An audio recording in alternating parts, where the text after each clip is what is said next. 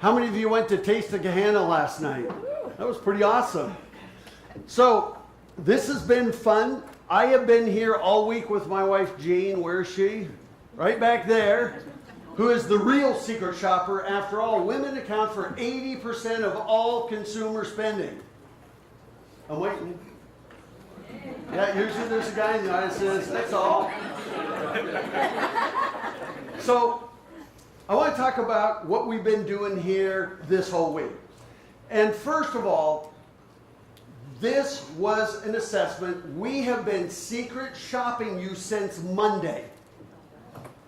So and by the way, this whole thing is about making you a better place to live, a better place to work, invest in, or to visit. And so when we do this, we got no heads up, no interviews. There was nobody. Lori's been our main contact, but nobody. She never said, "Oh, you need to stay here. You need to see this." There was no heads up. We came and secret shop you, just like any person that's looking for a place to raise a family, retire, live. They're looking for quality of life. We also wear the hat of a person who is looking to work or invest here.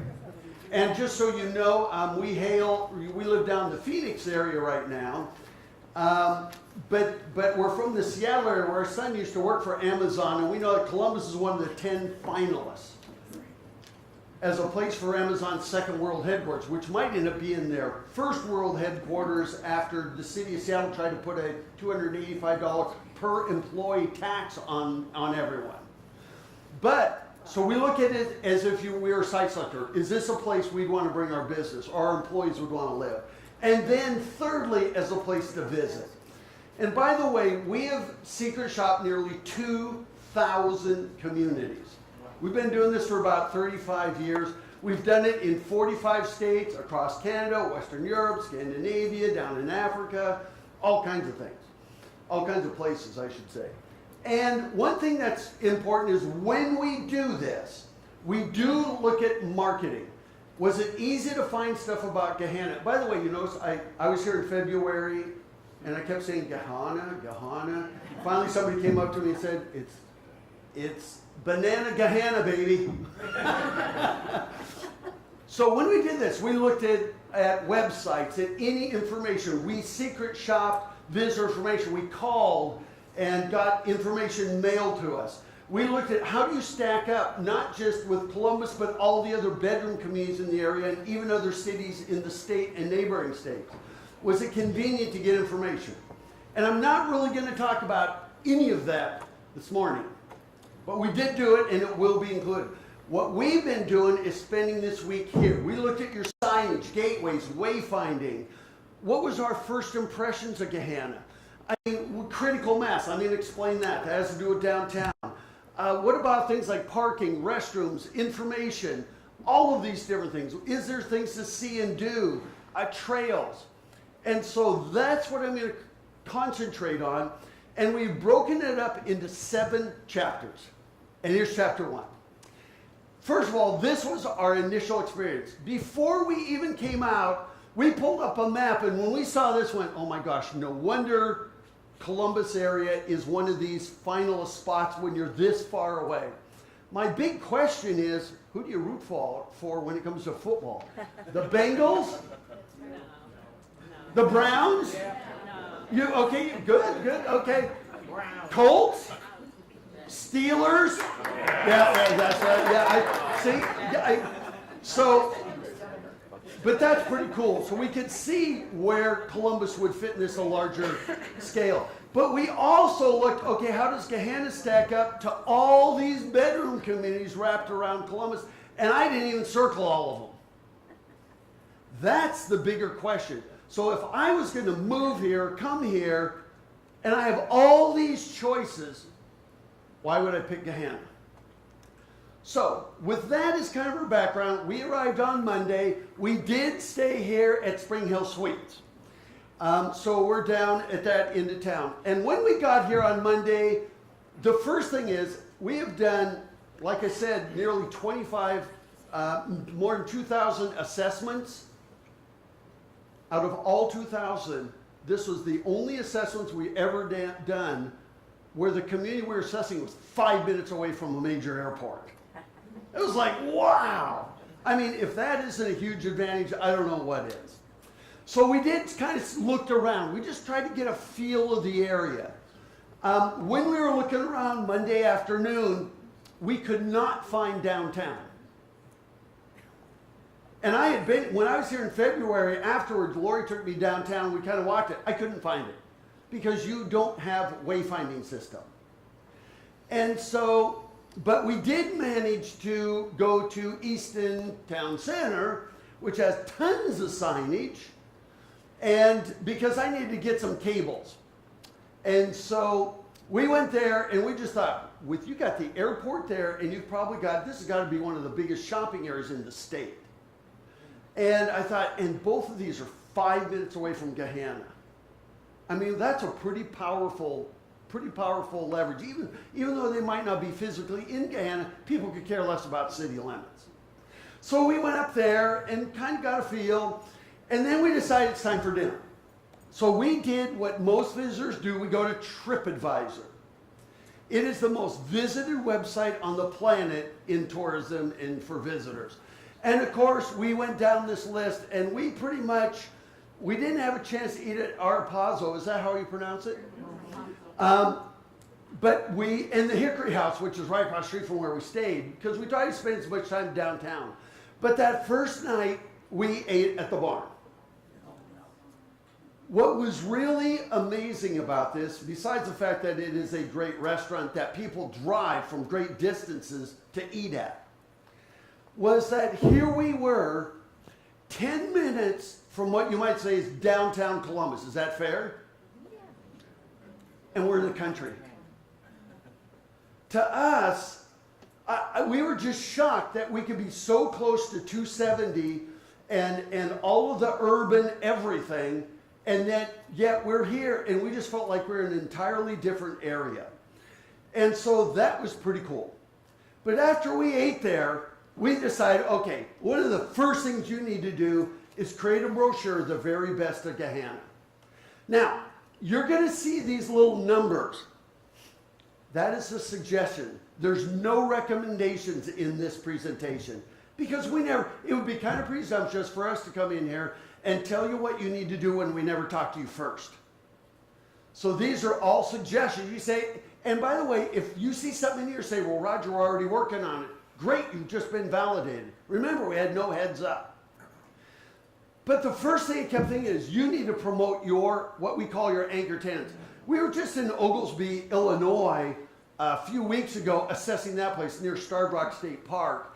And they had done this very best of, that showcased their best restaurants and their best ofs. And we think communities need to do this.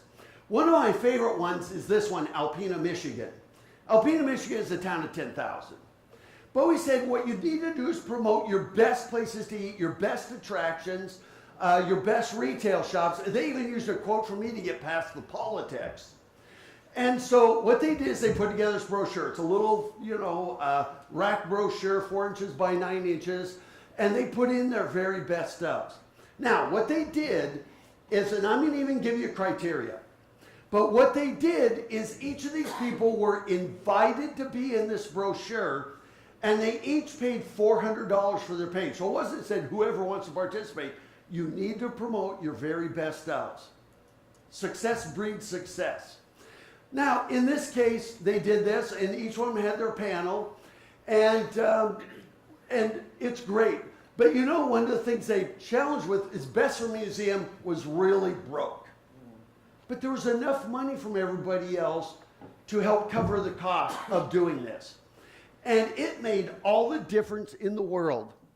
When people come to a new area, the most asked question is, where's a good place to eat? And please don't hand me a list. People want to know, wouldn't it be great if a hotel, and by the way, there's no lodging in here, because they won't hand it out if other lodging is in there. But wouldn't it be great to say, well, here's our very best restaurants, shops, and activities here in Gahanna. And you know what? Once people arrive, brochures are used number one, even before the internet. Other than that, we always go on online. But in this case, They charged $400 for each one of those. That was enough to do it. They did have criteria, and here's what they use. You can develop your own. The first thing is they had to be highly regarded by somebody other than themselves. Like 80% positive reviews on TripAdvisor, written up in Midwest Living magazine. You name it. They needed to have good curb appeal. They needed to be open year-round. In Alpena, they had a challenge with that. It was very seasonal. They had to be open until at least 8. In their case, they had to relax it because that 8 o'clock rule would have had like one person in there. And I'm going to tell you why that's important in a little bit. They had to be open 6 days a week. And for you, they would need to be unique to you. So no offense, we're not going to put Wendy's and Subway and chains in there. We want to know the things that are unique to Gahanna. And what they did with this, and by the way, this is what we think you should do. But what they did with this in Alpena was pretty cool. They have 30,000 people that live in the county. You have about 35,000 people that live in the city. That's about 10,000 households. They printed 20,000 copies. They mailed one to every single house in Alpena in a snail mail envelope. And they put a little card with it that said, the number one reason people travel is to visit friends and family. We hope that you will hang on to this brochure so that when friends and family visit you, you will share with them the best of what Gahanna has to offer. Because we believe that every dining room table should be a concierge desk. Within days, people were coming downtown with this brochure, even without friends and family, going, oh my gosh, I got this in the mail. How long have you been here? And the merchant would go, 10 years. They didn't know. And so it's one of the best things you could do. And so on that list, and by the way, we're going to help you get past the politics. We're going to help you identify who it should be. Absolutely, the barn at Rocky Fork Creek should be on there. Fantastic. So then the next morning we got up, and we're trying to look at what is there to do. Just get in, before we zoom in on downtown, we want to get a feel for the overall area. So we did find Gahanna Woods State Nature Preserve. And once again, we were just shocked that this is so close to a metropolitan area. Yet we're like as far out in the country as could be. As a matter of fact, even when we stayed at the hotel, we didn't hear airplanes. So you must be out of that flight pattern. I mean, it was pretty amazing. Now, when we pulled in there, we saw this. Our first reaction is rats. We got here too early. I wonder when it's open. Now, I think that's never open. So what there should be is a little sign that hangs there just says, you know, this is a service road only. So that visitors aren't confused and go, well, too bad we're here too early. We love the maps showing the trail systems. Trails are for pedestrians. We were there. There was a guy walking his dog. I'm carrying a big camera. And so he always tried to stay out of camera's range. But it was a beautiful, beautiful spot. Then we saw this sign. See that down there? I went, what? So that's the first time I've ever seen that where there are hazardous trees present. And so we didn't know what to expect. You know, I mean, we didn't know if you've seen Princess Bride, is it going to be the fire swamp? I mean, we didn't know. Somebody has to tell us what the hazardous trees are so that we'll be known, so that we'll know about that. But what a beautiful spot. It's hard to believe this is 20 minutes from downtown Columbus, or 15. And so absolutely we want to add that on your best of list. But while we're out there, we saw lots of things like this that I would just go, you know, I don't know if this is Bureau of Land Management or Department of Natural Resources or who owns this. I say, you know what? If we maintain your kiosk, could we put the top 7 things to do while you're in Gahanna? Or something in there to leverage so that people are going there, it will get them to spend more time and more money in the town. And it's not being used, so why not? And so I think that'd be a great thing to do. And then finally, I saw the water tower and went, oh my gosh, I wish there was the new Gahanna logo on that. So there you go. Now, I don't know, maybe the water tower serves more than one community, but that's why these are suggestions. And but we just thought, man, that would be a great showcase. While we were out there, we started seeing these homes, these neighborhoods. And everywhere we went, we were pretty shocked. Now, granted, I'm showing you super high-end stuff, but you know what? Even as you start coming into town, I mean, all the neighborhoods are well kept, are well maintained, are very nice. I mean, even if you go on what I guess locals call the west side, even the smaller homes closer to 270, even they were well maintained, and so we were impressed. We're going, this is great. And it's unusual that we see this. And while we're driving around, we did see the Gahanna golf course. And even it's beautiful. Now, we did have some questions because we see decks and everything. There's not one single table, chair, umbrella. So we assume that, is there a restaurant in this place? No. No? And so we saw the decks, we went, wow, what a missed opportunity. And so we assumed that there wasn't going to be any food there. But you know what? What a stunning golf course. I mean, we were just amazed. And so we absolutely had to put that on our list. You know, and by the way, I get rid of the, whenever golfers see the word municipal, they go, third class, don't go there. So I'd rather see you do like Gahanna Public Golf Course. Now, one thing that's missing there is, I assume it's open for public play, is that right? Yes. There's no signs. Is there a pro shop? Yes. Okay. Is there club and cart rentals? There's not one single sign that says anything. So somebody, I don't know if the city owns it, if there's a golf pro running it, I have no idea. There should be a sign there that says we have cart and club rentals, open to the public. Is it 9 or 18? 9 holes, 9-hole course. See what I mean? Par what, 36? Okay, put a sign out there. I don't know how the golf course is doing, but it's not doing a very good job pulling people in. It's a beautiful course. But just something as simple as a sign can make all the difference in the world. And then when we leave the golf course, we're going up these little roads.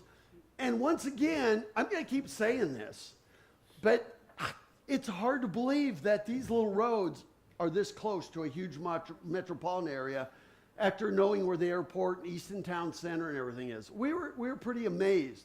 We were pretty amazed when we saw creeks everywhere. And we started driving into neighborhoods like River's Edge. Anybody live in River's Edge? You know what? For us, we just thought, this is the very best in country living, yet with all the urban amenities 10 minutes away. I thought, if there was ever a brand, maybe that's it for here. And so, because we're just blown away. We also found Academy Park. And by the way, we love what Parks and Rec, right? Is this city's Parks and Rec? Most Parks and Recs around the country put big old signs that just blast you with rules. What they do here is they said, see kiosk for park rules, and it closes at dusk, at dark. I thought it was fantastic. Really nicely done. And this park is amazing. The sports fields, the playgrounds. Once again, there's kiosks like this. Wouldn't it be great if you could put a little, those little brochure real estate holders with a flap over it? Wouldn't it be great if people are coming for sports tournaments, you put the very best of Gahanna brochure, all of these different locations? But it's well maintained. Everything about this was pretty amazing. Now, I don't know if this is part of a trail system, I assume, right? No signs, no information. There's maps, but part of the challenge is even when you have this, I'm not sure if we're supposed to take a picture with our smartphone, then we go walk the trails. It'd be nice if there was even a little brochure that said, here's a trail map of the trails in Gahanna. You're working on it. Great. See what I mean? You've just been validated for doing it. But that is really great. And so, by the way, when you work on it, also include this kind of information. it's a 10-minute walk. Rather than miles and distances, is it all paved so that stroller or ADA? So this is easy, or it's bikes and pedestrians. The more information you provide, the better it will be as you're working on it. But this park is an amazing asset for Gahanna. So we're driving around, and then we run into this. Of all the things in doing almost 2,000 assessments, this might be one of the things that blew us away the most. First of all, they actually have wayfinding, something the city could actually use. But we drove in there, and immediately Jane was on the web going, OMG, amazing. They have a teacher for every 7 students. One place says a teacher for every 8 students. And we've been doing assessments for all these years. This is probably the very first time that Jane has said, wow, if we still had kids at home, we'd move here to Gahanna to have our kids go to this school. Of course, then she saw the tuition rates. And she decided to look up where Lincoln High School fit into the picture. But what we found is that there are students moving to Gahanna, families moving to Gahanna from all over the country just to attend this prep school. It's one of the highest rated in the country, and you own it. It's in your boundaries. And so even though it's not a tourist attraction, it's not meant to be, it is absolutely a best of. And even the neighborhoods around there were phenomenal. I really have always wanted a garage that big. But we also found other, like the Gahanna Christian Academy, it was just pretty amazing what we saw in both public schools and private schools. And I'm coming to Lincoln High. And so we did see these things. We also saw, while we were driving around, little sad things like this. It's all chained up. I don't know what it is, what happened. There's no interpretive signs. It's just there. Does anybody know where this is? It's kind of near the golf course, right? Am I right? Oh, is that actually in Columbus? Now here's one thing that we don't know. As visitors, we don't care about city lines. But we see it as when we're looking at Gahanna. And so you can pass this on to the people in Columbus. This was all Memorial Walkway dedicated May 2013. That's 5 years ago. It looks like it's been abandoned since like 1960. I don't know what happened. Sometimes we put up things and then we just never maintain them. It doesn't do you a whole lot of good. And so we also saw this out there, and yes, now, this is Jefferson Country Club, did I get that right? And it's in the township, it's not in Gahanna. Who cares? You're still there downtown, right? Creekside District? So I want you to not think about city limits, but we see this, if we lived in Gahanna or we're looking in the area, we might live there. Providing we can afford it. It's beautiful. And you know what? One of the things we did, and we've maybe done this once or twice ever. So here we are driving around, checking out all these places, and what do? We pull up the Realtor.com app to start looking at house prices. That says something that if anybody goes, and by the way, this wasn't that neighborhood, but when people start doing this, all of a sudden their mindset changes to be, I wonder how much it costs to live here, because all of a sudden it's desirable in their minds. And we saw their clubhouse, and we saw one house that was on for sale for $619,000. And I got to tell you, we're from Seattle. 4th most expensive place to live in the United States now. World headquarters for Amazon, Microsoft. There's more tech in Seattle than there is in Silicon Valley. And that house, one of these houses, I think it might have been like one of these, it wasn't this one, was for sale for $620. In Seattle, it'd probably be $2.4 million. We moved to Phoenix, which is 40% less than Seattle, and a house like this would be 1.5. Here it's 619, and the quality of life is as good as any other place in the country.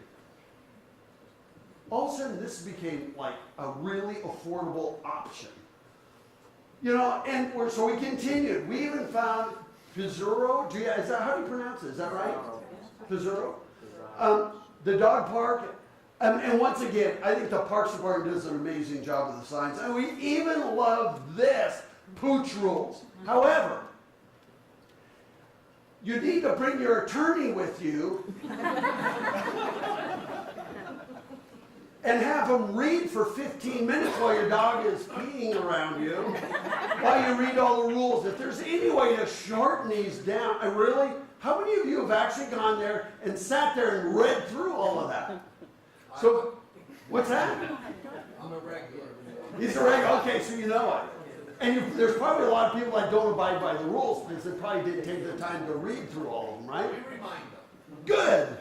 That's even better. But it's a fantastic dog park.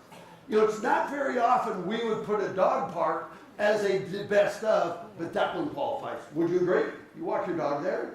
I'm sorry? You walk your dog there. It's a pretty amazing dog park. He walks himself. He walks great. See? That's what we love.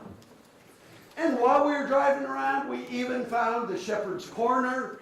One of our challenges is the visitors guy says it's open on Fridays, but when we went out there, the only thing it says it's open on Tuesdays for 2 hours. So we don't know when or if it's open. But once again, this just lends credence to this whole country living idea. We even went up to the winery, and once again we say, well, but that's not Gahanna. Who cares? You're the closest community to it. Maybe New Albany, or Albany, but you know what? It's just fantastic. The fact that you have these things so close, we thought you need to promote it. It's great. So, then one thing it closed the sale for me, was accidentally finding this.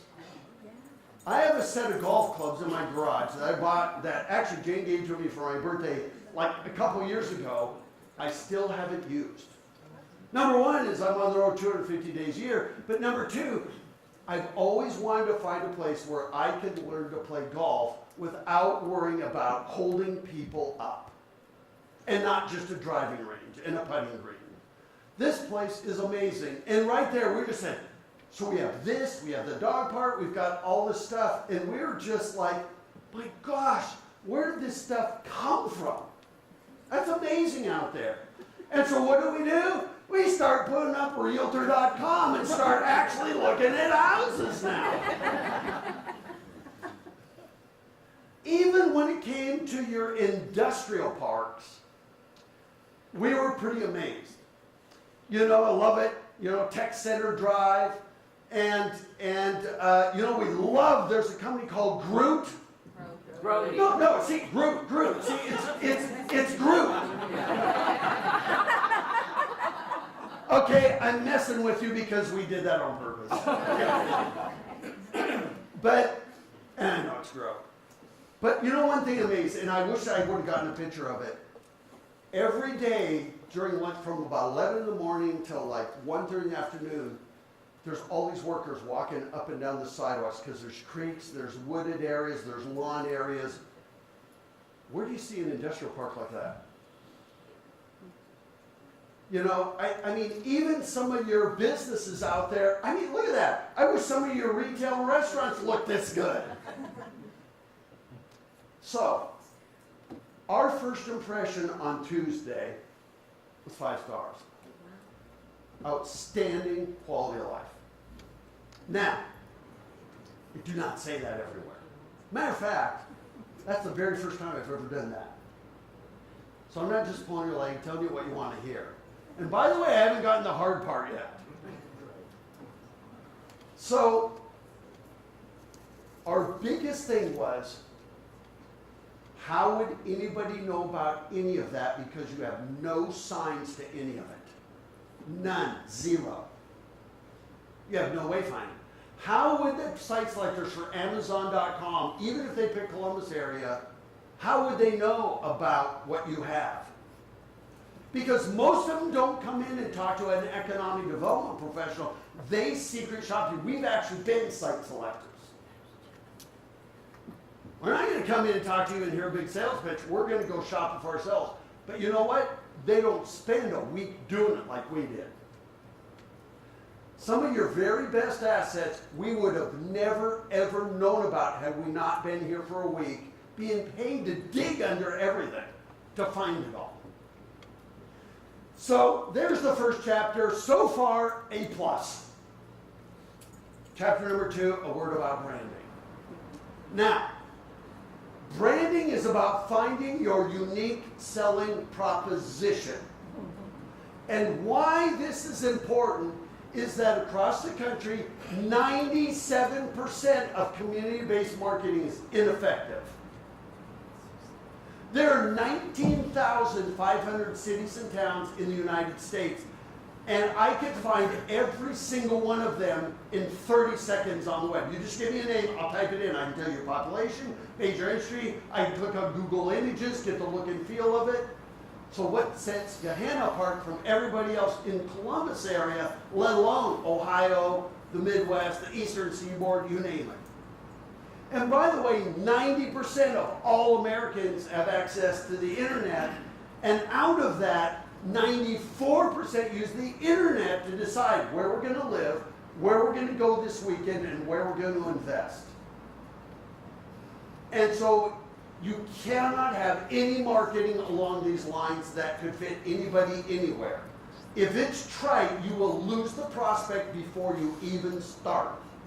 So branding is answering this question. What do you have that the people you're hoping to attract can't get or do closer to home? What is it? Is it country living? Is it your restaurants? What is it that sets Gahanna apart from everyone else? And that is a brand. You know, why should somebody invest? Why should somebody move here? Why should people visit you? You need to be different or clearly better, and clearly better is by third-party endorsement, not because you say it. So here's what branding is all about. And by the way, we did go to the city's website. We did see this. We love the logo. This, we still can't figure out what it means or what it even says. I don't know if we're trying to escape from Gahanna, or I still cannot. We had our staff, everybody trying to figure out what it means, and we could not figure it out. But, so we're at Taste of Gahanna, and these are out. So I said, okay, you know what? Here's the tool. You've done a new logo, you've done some kind of a statement, but you still need a brand. This is not a brand, it's a logo. Okay? So one thing you need to know is that logos and slogans are not brands. They're not brands. All they are is an exclamation point on what differentiates you. You know what? I would say don't get hung up on logo slogans. You've done it, keep it. We thought the logo's great. The text we don't understand, but maybe there's something to it. But the point is, you still need to find your point of differentiation. You know, and I would say that brands make up logos make up 2% of brand. Have you ever gone anywhere because they had a great logo? Have you ever said, you know what?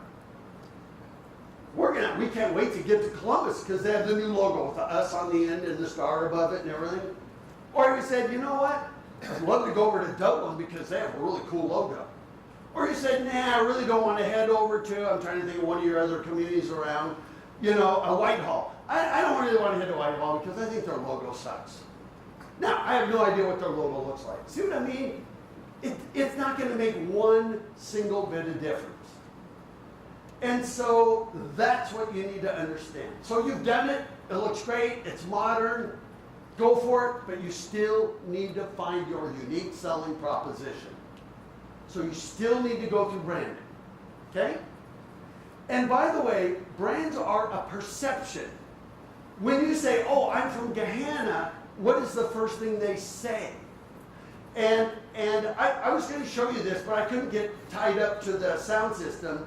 But I was going to show you Asheville, North Carolina. Population 85,000, along the Blue Ridge Parkway. Their challenge, the parkway is 500 miles long. How does it set them apart? And they use this tagline where altitude affects attitude. This was their logo. Does it make you want to go there? Does it sound like it's hard to breathe? Well, this is their new one. Now, they have not convinced the police department to put that on the sides of their cars. Although it's a perfect line for any officer. He can say, any way you like it, buddy. But here was their challenge. Asheville is home to the largest home in North America, the Biltmore Estate.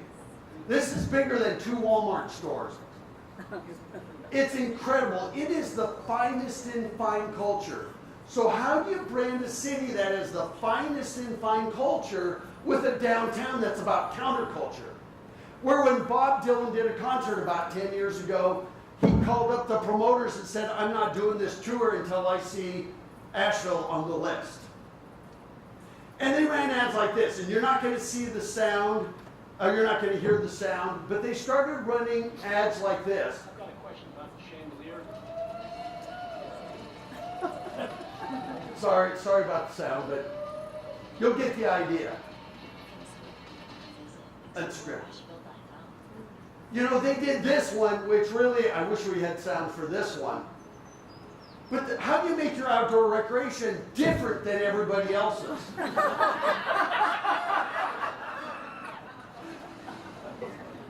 It should have said unclosed, but you know. But this one, I wish we had sound for, is pretty amazing.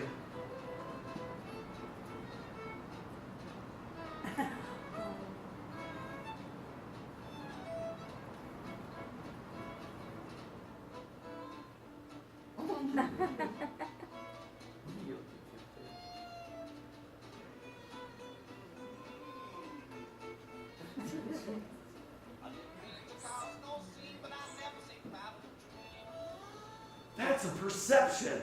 Even their ads look like this. See, make out spot ahead. So it's also a promise. You know, and so here's the third thing. So number one, logos are not brands. Number two, a brand is what people think of you. When you say, I'm from Gahanna, what do they say? So we were eating at Barrel and Board the other night. And our server, we were talking to her, and she goes, oh yeah, I grew up north in Newark, which is about 35 miles away. And I said, so what did you think of Gahanna? She goes, I'd heard the name, but I'd never been here before. I had no clue. When I started working here, she said, I started bringing down my brother, and now we're exploring this town. We had no clue how cool this place was. They had no perception of you. And so successful brands have a narrow focus. Matter of fact, there are 938 cities and towns and townships in Ohio. What sets you apart from the other 937? That's what you need to identify. It needs to be different, or it better be better by third-party endorsement. And I would say if it can fit anyone else in your market area, toss it and start over, or prove through third-party endorsements why it's so much better than the other choices. That is what you need to do, and why Gahanna still needs to go through the branding process. And so, you know, and here's the other thing. If you have to explain it, toss it. Because 99 out of 100 people are not going to get an explanation. They're going to see it in an ad, they're going to see it somewhere, and they're going to try to figure out what it means. So, to win, you must jettison the generic.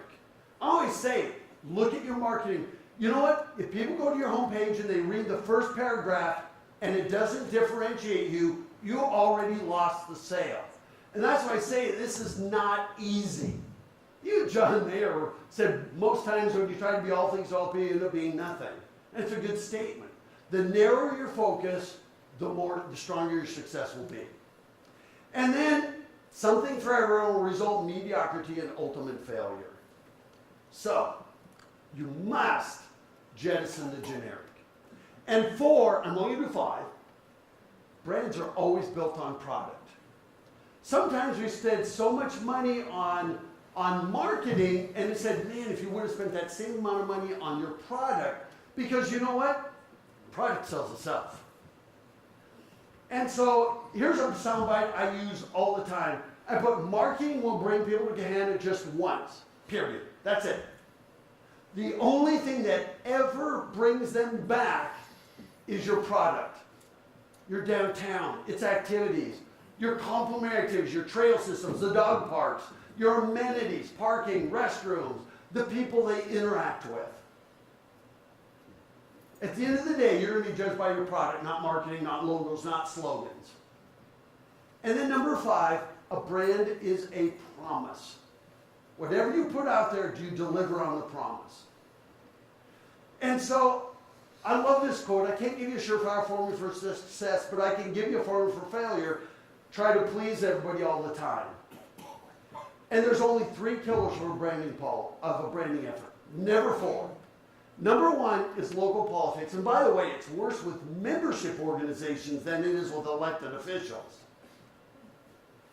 Lack of champions and lack of money, both public and private. And by the way, if you have the right champions, you'll get through the politics and you'll find a way to make it happen. And so what happens is lack of money, the best branded cities in the United States, private sector. Silicon Valley in technology, Nashville in country music, Napa Valley in wine, Sandusky in theme parks, Cedar Point. I mean, dude, you know, the Erie Wine Trail up north. I mean, we could keep going out. It's all private sector. Branson, Missouri, and 49 music theaters, all private sector. The best brands are built on private sector development.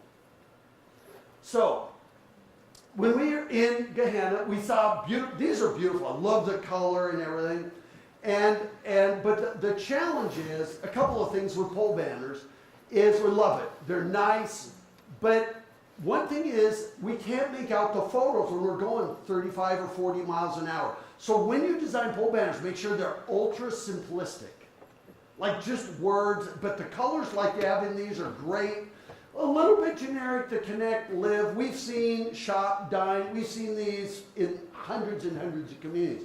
But once you find your brand, your unique selling proposition, then you can, I would still use these, you know, they're still fine, but you can start putting other messages out there. Now, when we came into town, we saw this, the herb capital of Ohio, and you know, I'm not so sure, you know, I guess if Ohio ends up legalizing marijuana, you will be the herb capital for sure. But I'm not too sure if it's you know what?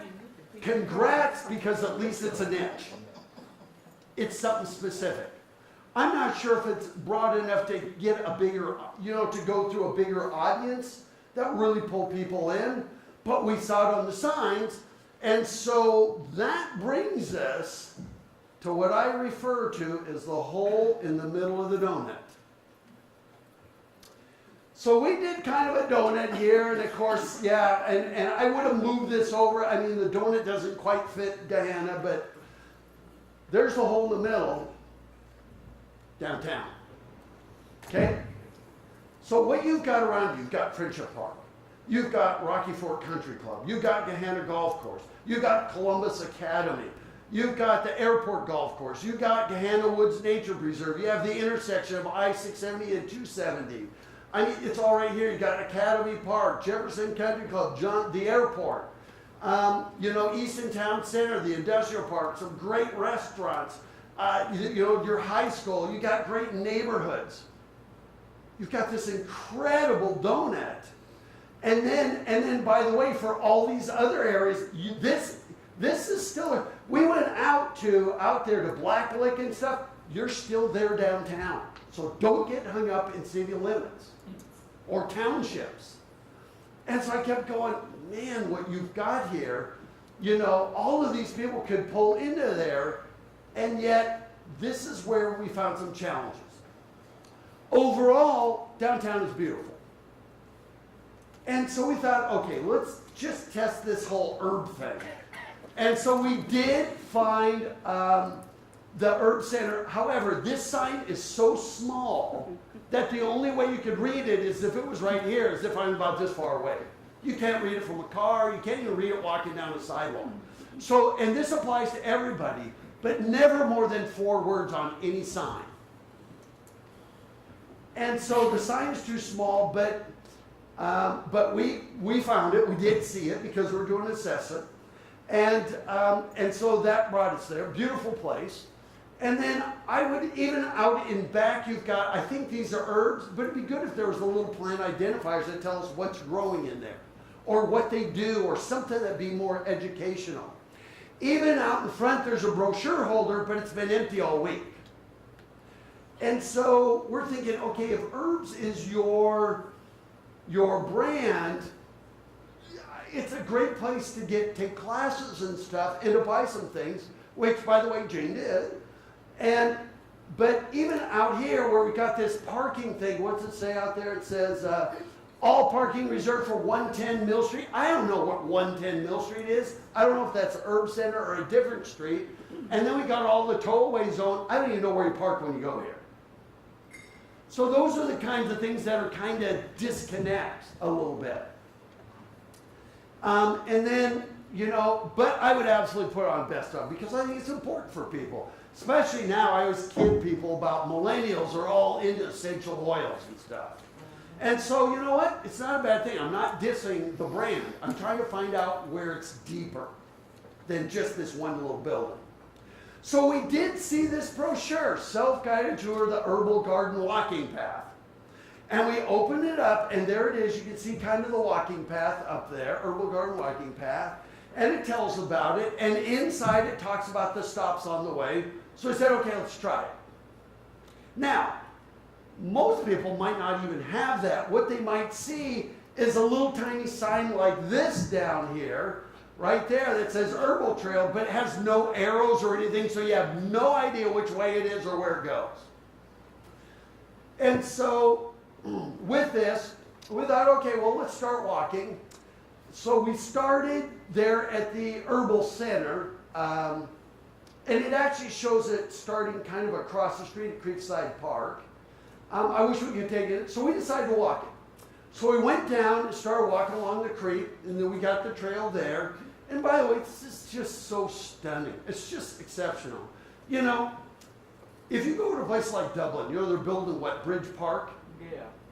But you know what? It's not even it's not on the river. It's across the street, and you know what I mean? What you have here is so amazing that you are right on the creek. Beautiful art as we're walking down the trail. Love it. There are some things like this that we couldn't even read it, so I have no idea what mill race is. Things like this you got to be on top of. And so that needs to be fixed. And then we just saw things like this. Very nice art. I mean, just really cool stuff. Even love this. The art panels under the underpass. Just really great. So we come up to the other side over there, and we come up to the end, and we're kind of dumped in a parking lot. I have no idea where the trail is. I don't know whether we're supposed to walk down streets and we're supposed to go straight. There's nothing. You know, even this is not exactly a friendly walking path. There were so many dogs barking at us that it made us nervous every time we went by a house. We have no idea where it just kind of disappeared. And by the way, since we left the Herbal Center, we haven't seen one single thing yet that has anything to do with herbs. And it's a herbal walking trail. And by the way, we were by one house. I saw a guy out and back, and he was making these handcrafted items. This is in one of his vehicles. I thought, man, you must have some local artisans here. He had the kind of stuff that I would go buy. I don't know where you can buy it. I don't know where he sells it, but maybe there's an opportunity. But as we get up to the street, we look down the street and we see this. Now, one thing that's really, really important is, you know what? Do not promote organizations, promote the experience. When we see a sign like that, we don't know whether this is their offices or whether this is an attraction. Always promote. Now, we read in the visitor's guide there's a Gahanna historical settlement. Is this a historical settlement? Does anybody know?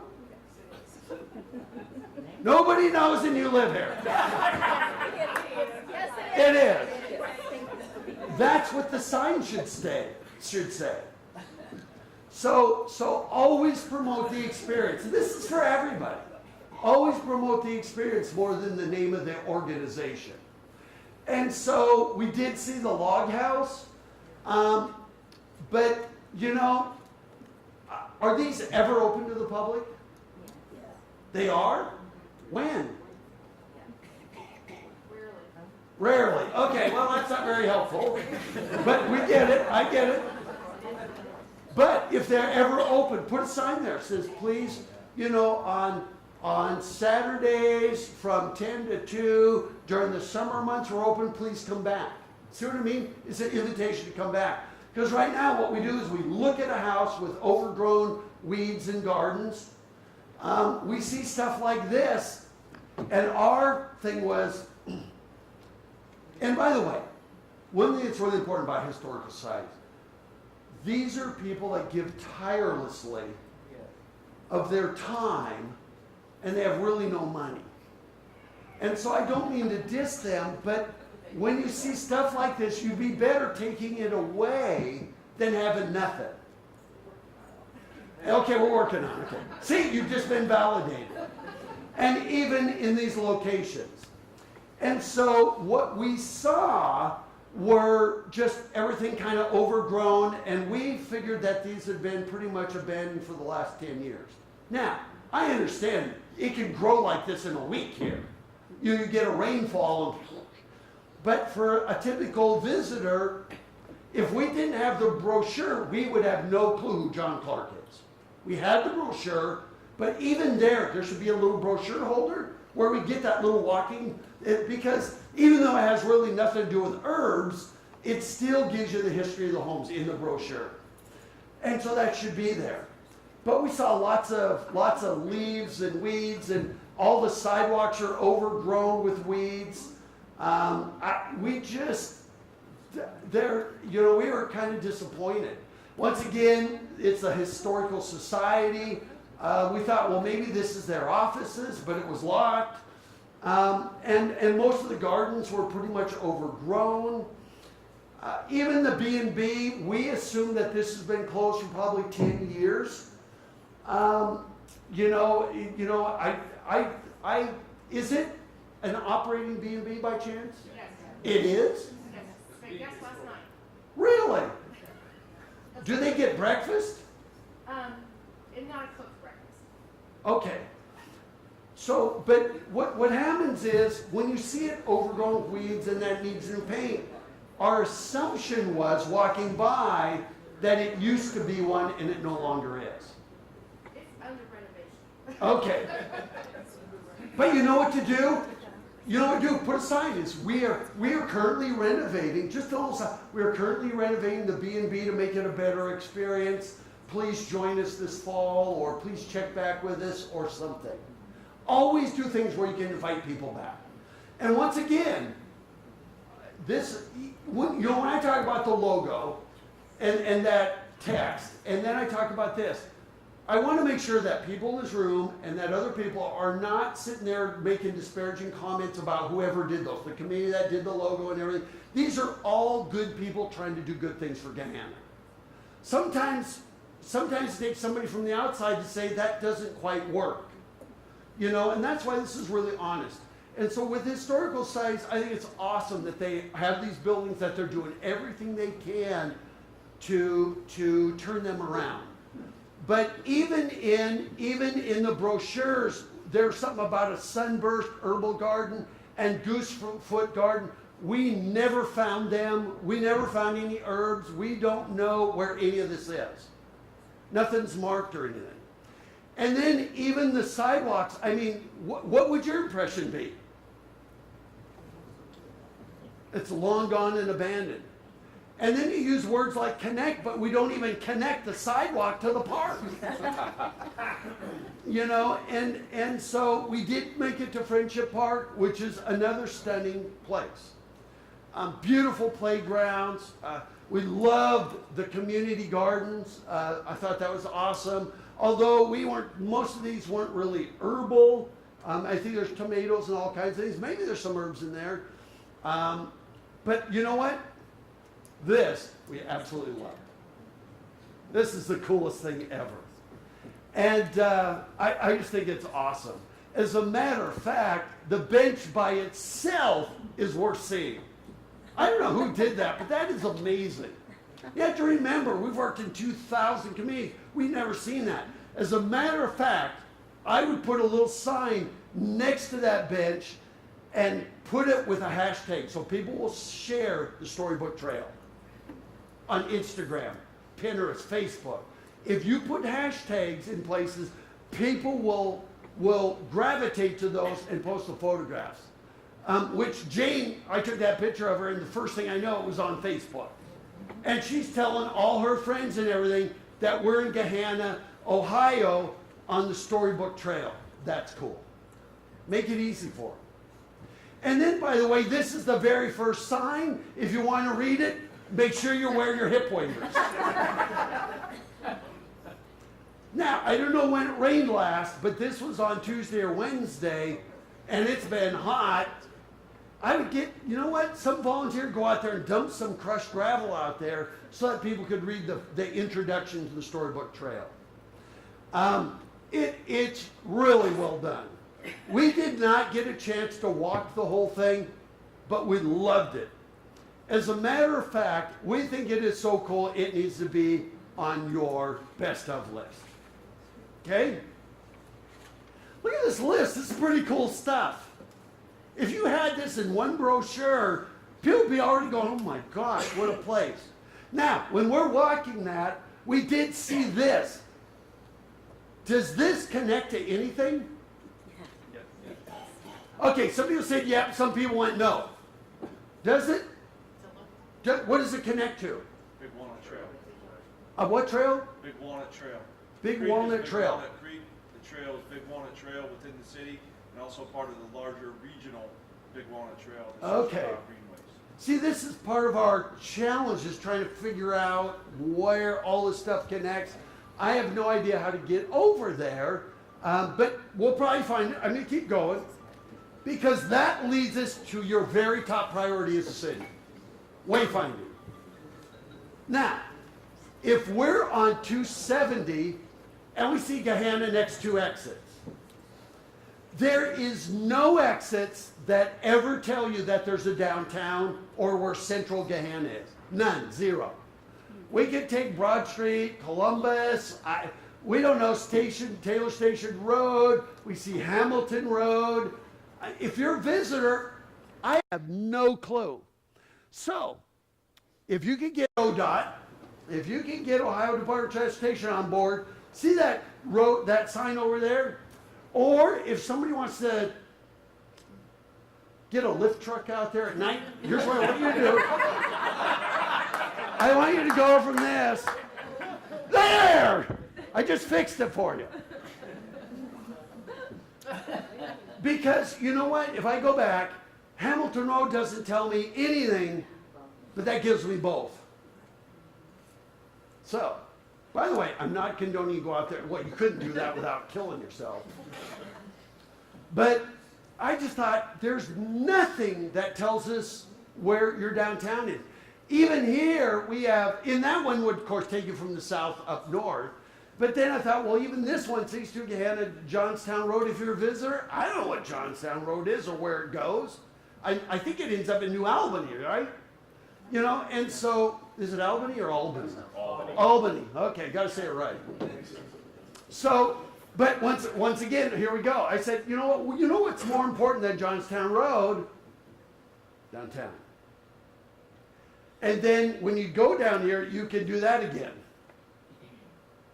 All of these can be fixed. Yes, I know it's not cheap. And you know what? As a city, I would say, you know what, Department of Transportation, what would it take for you to change the lettering on these 3 signs, and we'll foot the bill. Do something to make it easier.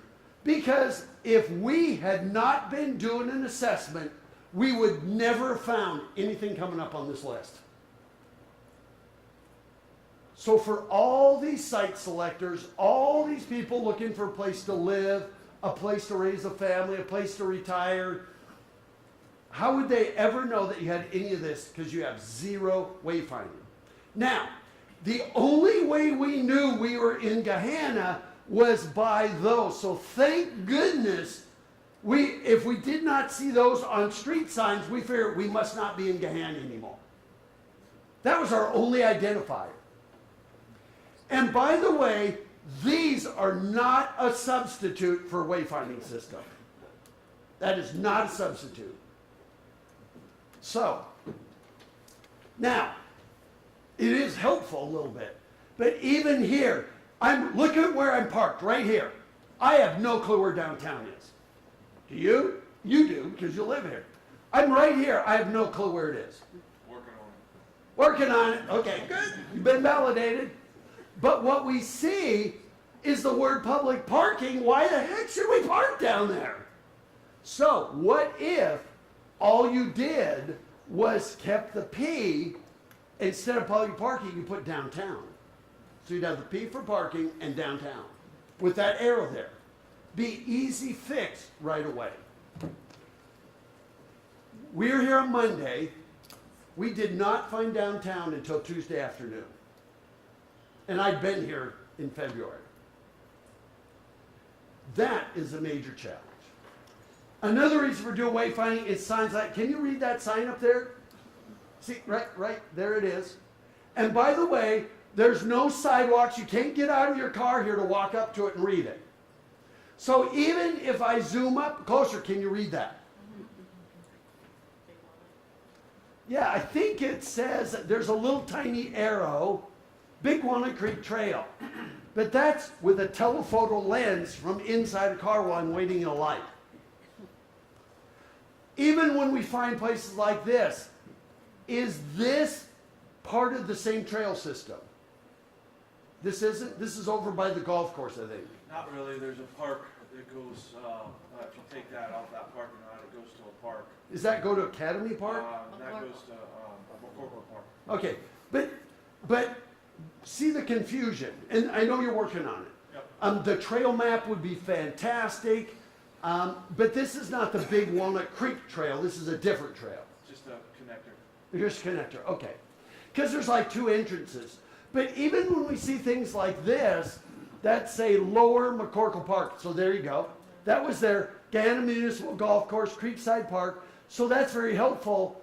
So when you do these, is it a 10-minute walk, a 20-minute walk? Is it 1 mile? Is it 500 yards? Is it all paved? So always add more information. The easier you make it, the more likely we are to actually do it. Okay? So this is all meant to be helpful. So it's not a criticism. It's to be helpful. And the fact that you're working on a lot of this stuff is amazing.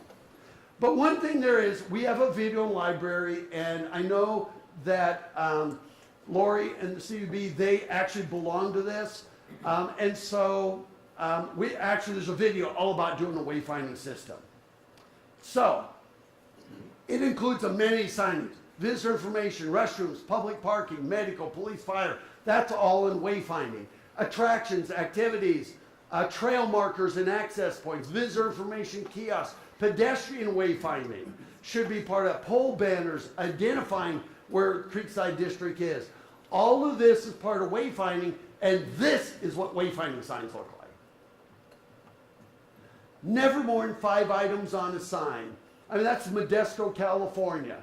I mean, this is Woodlands, Texas. This is a perfect sign that looks like something. Well, this kind of sign would be perfect for you, where it's kind of like country living, but that's wayfinding. This is Appleton, Wisconsin. That sign right there Well, it's like $750. It's mounted on an existing power pole. It's got aqueous coating so snow, graffiti, ice won't stick to it. They put up 18 of those and their retail sales services went up by nearly 15%. If in Gahanna you had 12 wayfinding signs, your downtown would be just shooting through the roof and people would be moving here because they know what you have and where it's located. And by the way, navigation systems are not a substitute for wayfinding. That's why you can go on your phone and find all this stuff. We use navigation systems to find things we already know exist. These tell us about stuff we didn't even know you had. Like Academy Park, like the trail system, like Creekside Park, I could keep going down the list. There you go. Doing a wayfinding system is an investment, not an expense. So, that is really important. There you go. So, Dublin has wayfinding. This is where I start pitting, yeah, boo. See, I picked the one that's across. But the point is, that's wayfinding. They make it easy. Okay? By the way, I would get rid of these. I mean, that's, unless you're trying to beat Dublin, that looks exactly very Irish.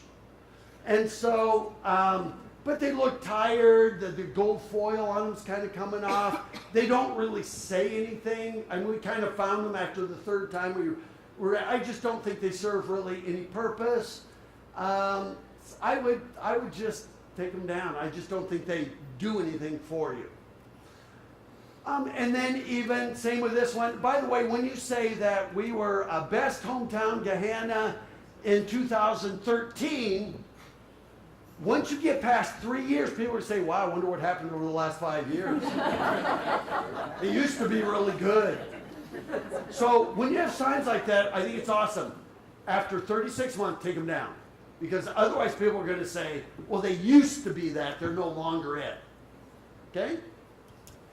Now, by the way, if you're in a car, you can't, that 2013, 14 is pretty small anyway. Signs like these, pretty much useless. No offense. On any kind of billboards, signs, you never use more than 8 words. On those 2 things on that sign, and I'm looking at this right here, there are 45 words. Unless we're stopped at this light for several minutes and we happen to be the first car, we can't even read it.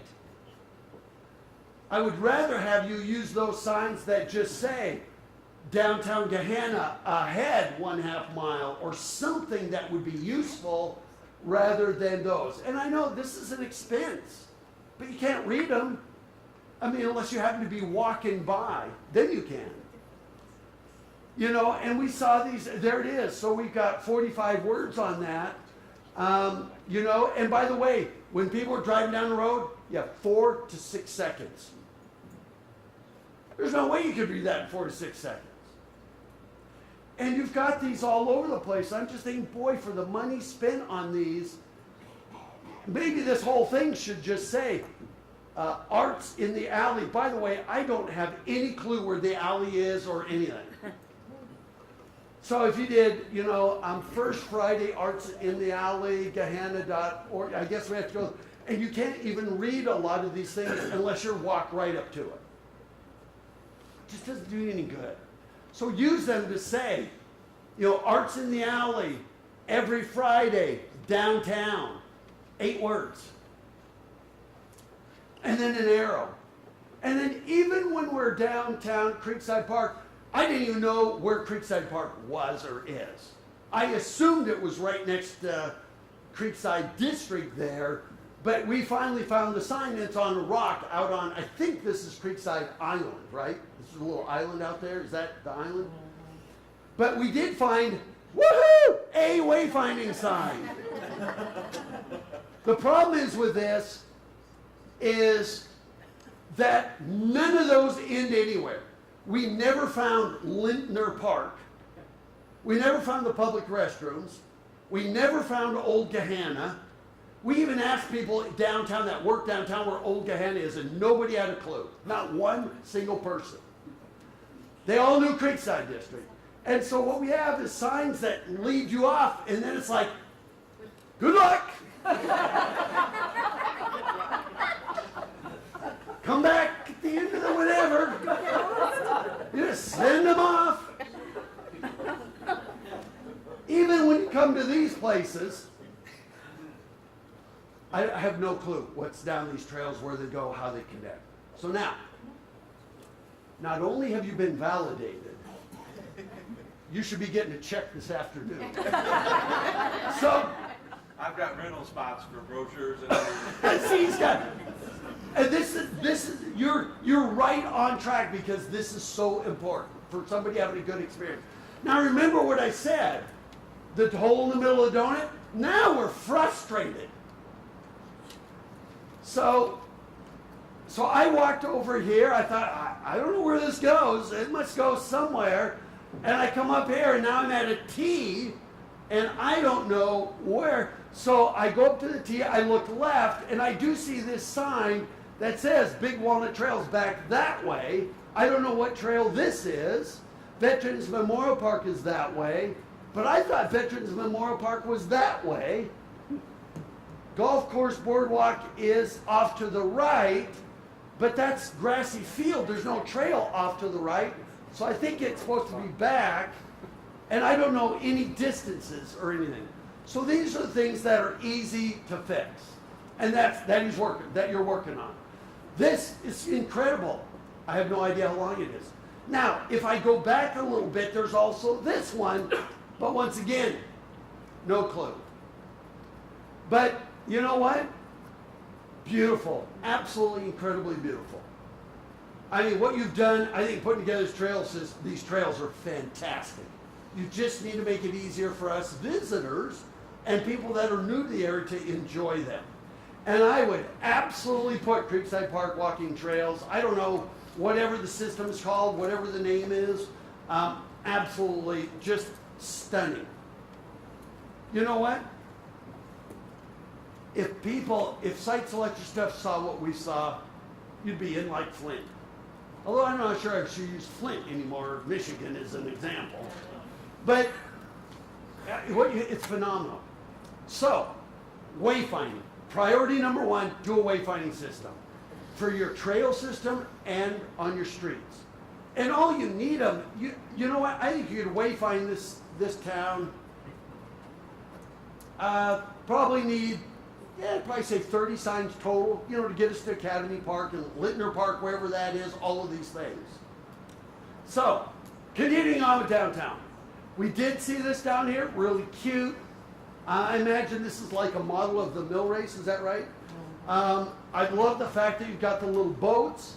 My biggest concern with these is I don't know where you go, because it didn't seem like there's a lot of boating area there. But, I see that the fall tour, it's on Saturday, Friday, Saturday. So this is well done. And is it still working on Friday, Saturdays this time of year? Great. Some of the boats are starting to get full of water and stuff. Maybe you had some rain before we got here. But I think that's a cool thing. As a matter of fact, you know what? Even if it's only a half-hour thing, it's still a cool thing that you can do while you're here. So I think that's awesome.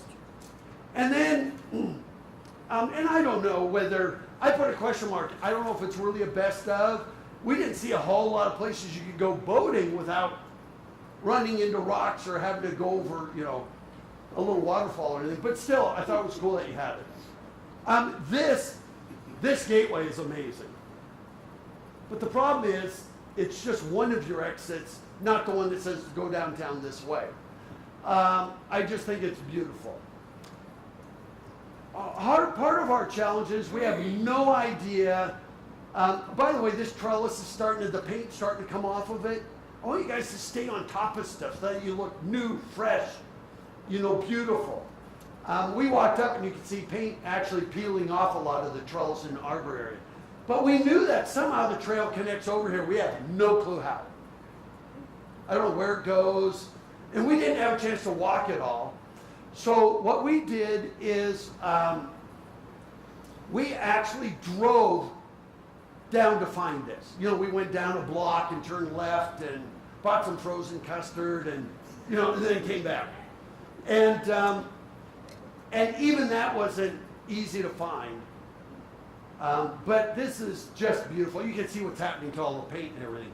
These are things you just got to stay on top of because it's a first impression. And by the way, this is one of the most beautiful veterans memorials we've ever seen. We've seen thousands. I don't know who takes care of it, but it is immaculate. It is beautiful. And we live in the great state of Arizona. Flagrant half-mast because we lost John McCain. But just a beautiful veterans memorial. And I don't think I have ever added a veterans memorial on a best of list, but that was really well done. And I know there's another one. We saw another one somewhere. I don't know if I can re-find it, but that was really good. We did see the VFW hall. And then while we were there, we went, what the heck? There's some swimming pools. We would have never, ever known in a million years you had any swimming pools. And so we thought, wow, we got to go check that out. And so we had to drive down. We almost came up a wrong way street, the one way that goes, There was a cop coming, and luckily I went, whew, glad we dodged that bullet. But at the end, we saw the same athletic fields, and somebody's mowing it, but it looks like they've been pretty much abandoned. I mean, I'm going, this is it. You have a couple porta potties and some pallets and piles of wood and an open dumpster and weeds growing through that. We just thought, my gosh, what happened to our first impressions? And by the way, we love the new herbal baths that you're doing in your pools. I'm going, I don't know. Do you not believe in chlorinating the pools? Pools are closed. They're closed? I know school's in session, but we're not even at Labor Day yet. We don't have, the lifeguards are all high school students, so they're all in school. I see. And so do you not drain the water? Or put chlorine? It's a flood table, so if you drain it, then the floor could, walls could You cave. need to keep water in it. Oh, okay. Well, we live in Arizona. Everybody has pools. And it's year-round open. This is not year-round open, obviously. Okay. So we have to leave some in for the equalization. I got you. I got you. But can you chlorinate it so you don't have algae growing in it, or is that?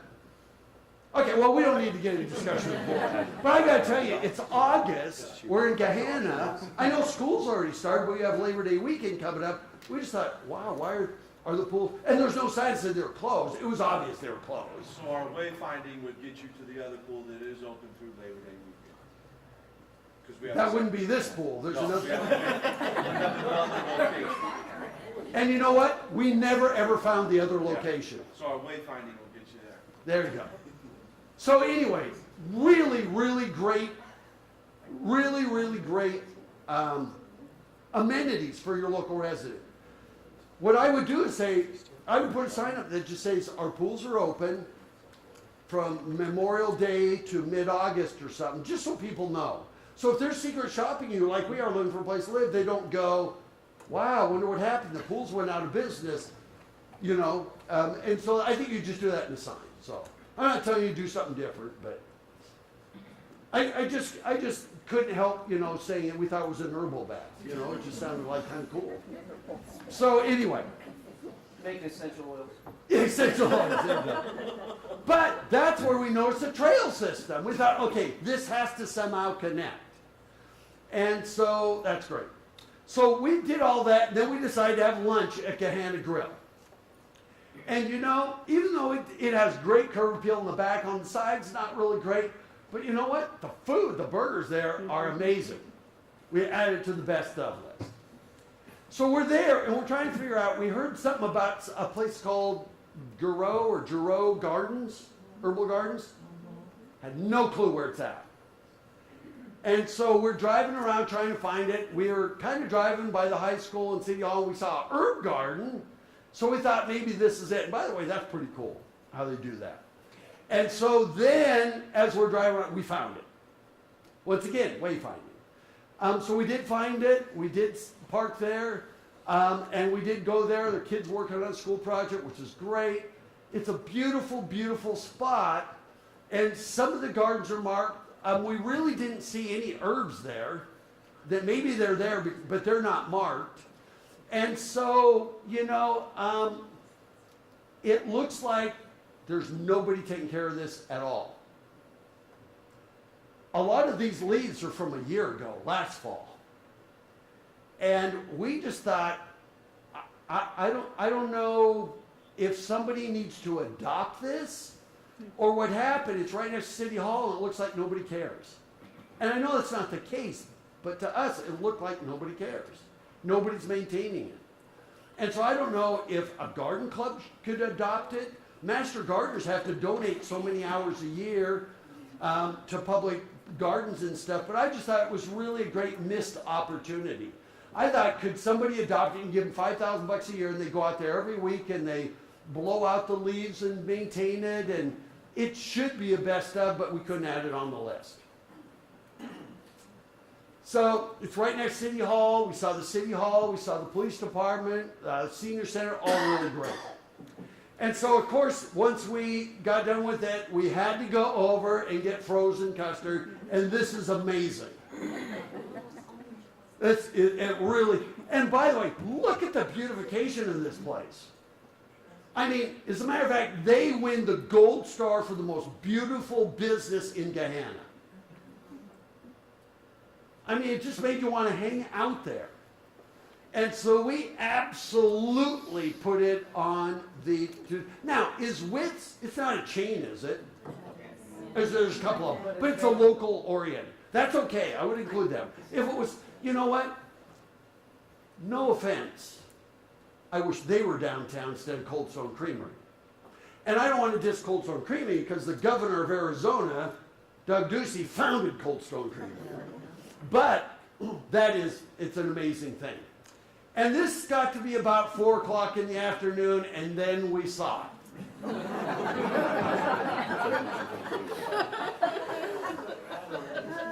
Yeah, you know it. Yeah, how many are going, I've been there, done that. This is a challenge. There's probably 75 of you here today. When we do assessments, our average attendance is about 150. But in bedroom communities, this is actually pretty good. Because here's what happens. People that live in Gahanna are absolutely tied to their neighborhoods, absolutely tied to the schools. But other than that, they're in Easton, they're working in Columbus, they commute home. They're not connected to the community. So when you use things like connected, but you're really not, we're disconnected between 8 and 5, and then we come home, and because that's what we saw early in the morning, rush hour out of town, 4 to 5, 6 o'clock, rush hour. We couldn't even get out of the hotel parking lot down there because of the lines of traffic. That means people aren't saying, honey, after work, let's head down to the Creekside district. They're going home. That means they're not spending their money in Gahanna like we hoped they would be. And that brings us to the importance of downtowns. So, you know what? Your Creekside district should be priority number 1. Next to Wayfinding. The sole focus of every single elected official, I don't care from the President of the United States, to the governor, to school boards, to council people, commissioners, you name it, is to improve the quality of life for their citizens. And downtowns are the place that you create that sense of community. It should be your nucleus, not the hole in the middle of the donut. You know, we're in the age of third places. The first place is the place we live, it's our home. The second place is where we work. The third place is the place we go to hang out. Your downtown should be the place we go to hang out. Starbucks built an entire brand around being third places. You know what? Upper Cup Coffee in downtown, in the Creekside District, is your third place. The entire downtown should be the third place. And so downtowns also help reduce leakage. Now, you're never going to outcompete Easton Town Center. Ever. Matter of fact, the days of downtowns for shopping are over. Downtowns are where we go after working on weekends. That's the future of downtowns. But if you can get people that work in Columbus or work anywhere around you to say, honey, after work, let's go downtown, that will help reduce leakage of locally earnings being spent somewhere else. There you go. Make downtown a priority. And then, of course, look at this. Downtowns carry the burden of local taxes. We'd like these property values to be worth more downtown so that they carry more of the burden. And the best economic development tool in the country is downtowns. I will tell you for a fact that the Amazon site selectors are going to come down to Creekside District, and they will go to Dublin. They're going to go in Columbus. I mean, they're going to go in all these downtowns, and what they're looking for is a place these people want to hang out. And downtowns are how you bring young families back. So, bottom line, there's nothing you can invest in besides schools that's more important than your downtown. And then once again, here you go. That's where we go after working on weekends. And we even have a video series. If you ever want to see it, we've got all kinds of videos. Get a hold of Lori. She can give you access to them. We spent years working on just downtowns. But here's a big deal. This is a big deal. Why Amazon and other companies are looking. For the first time in U.S. history, quality of life is leading economic development. Do not use those words. Oh, we have the best quality of life. That's what everybody says. Jobs are going where the talent is or where the talent wants to be. We've also been working in Racine, Wisconsin. Right next door in Mount Pleasant, Foxconn, that makes iPhones, iPads, they're opening up a $10 billion plant in Mount Pleasant, Wisconsin, right next to Racine, that will be home to 13,000 employees. You know why they're there? It's because, well, we can draw all of our employees from Chicago and from Milwaukee. That's the last thing you want.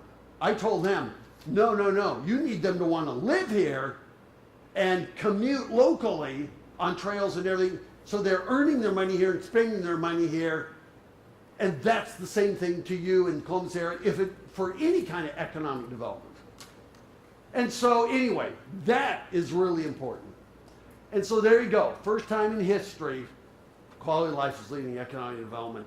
And what that means is that we are in the age of placemaking. So, tourism does play a role in this because it is the front door to your non-tourism economic development. If I was here representing Amazon.com, I'm coming here first as what? A visitor. Am I going to have a good experience or a frustrating one? And you saw some of both. And by the way, all these people are visitors. This is why wayfinding is incredibly important. This is why your downtown is incredibly important. All of that. Nothing showcases a community better than tourism. And by the way, it's the #1 industry across the country for new businesses and also in the state of Ohio. So, particularly in the rural and suburban areas. And then it also creates community pride. You want to be a desirable place to live. And you are. And so there it goes. By the way, the #1 activity of visitors is shopping, dining, entertainment, pedestrian friendly setting. I wonder how many people that are working up at L Brands, Express, all that stuff. I know it's not physically in the city limits of Gahanna. I know they're close to Easton Town Center. Wouldn't it be cool if they came to your downtown? Wayfinding. Same thing with Technology Drive, all those, Grote, all of those companies down there. And by the way, that's where 80% of their non-spending takes place. They don't even know you have a downtown, I would imagine.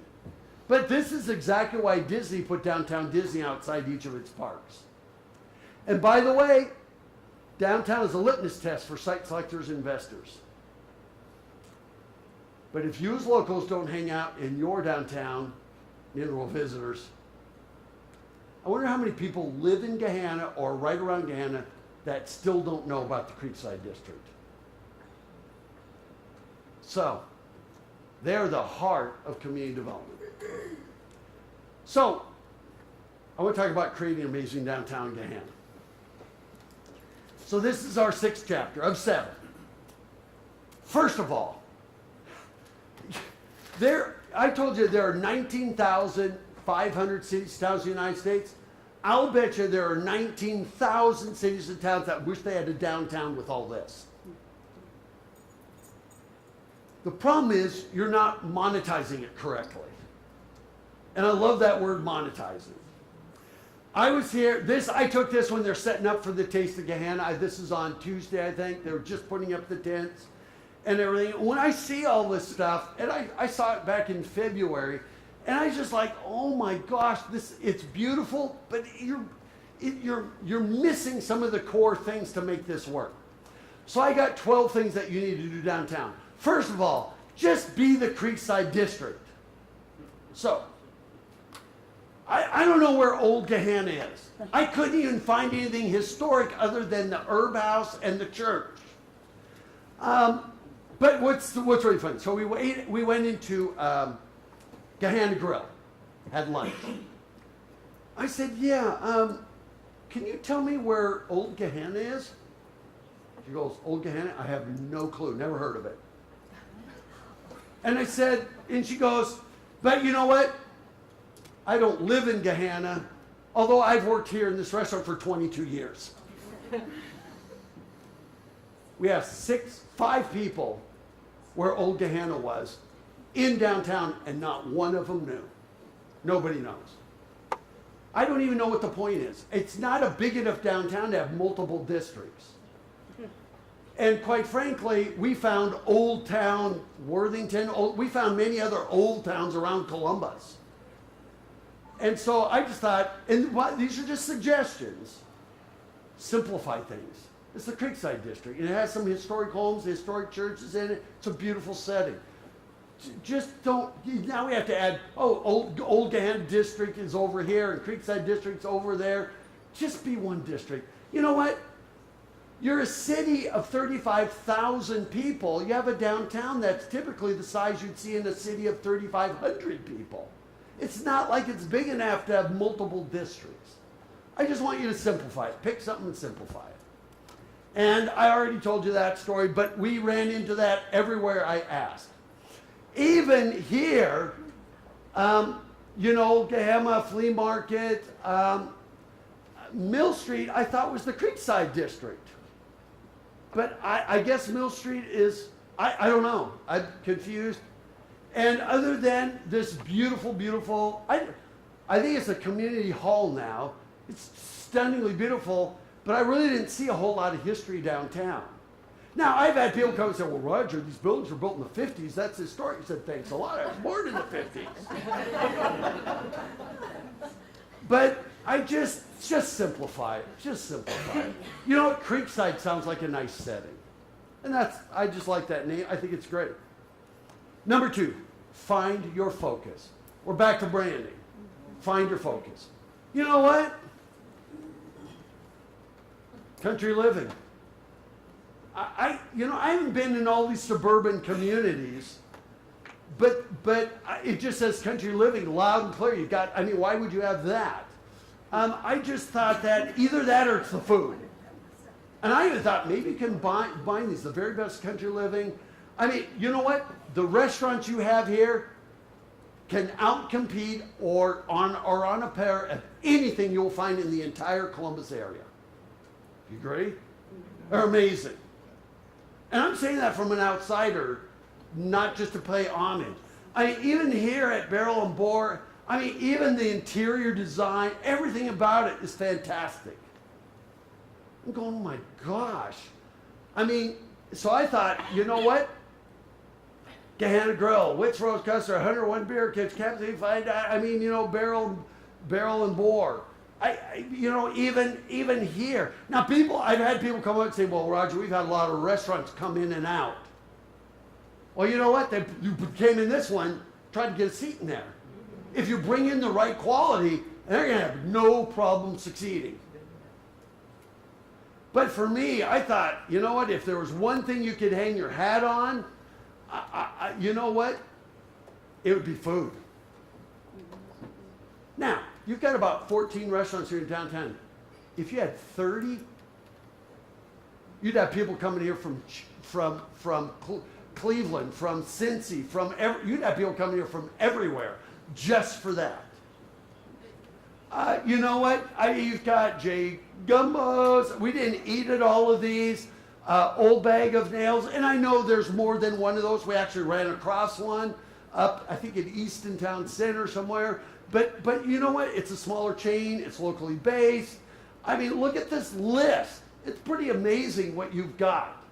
You know, the Millstone Tavern. Not all of these were very highly rated. Even Cold Stone. I mean, food is it. Here's my suggestion for them. I mean, I would have a table over there, I'd have a table here, I'd have a table here, I'd have a table here. This place gets crowded, and it needs to be more of a gathering spot. It's just really short on tables, because that's an awesome place to go and hang out. And so anyway, just really great. I love the art on the walls. The food there is really good.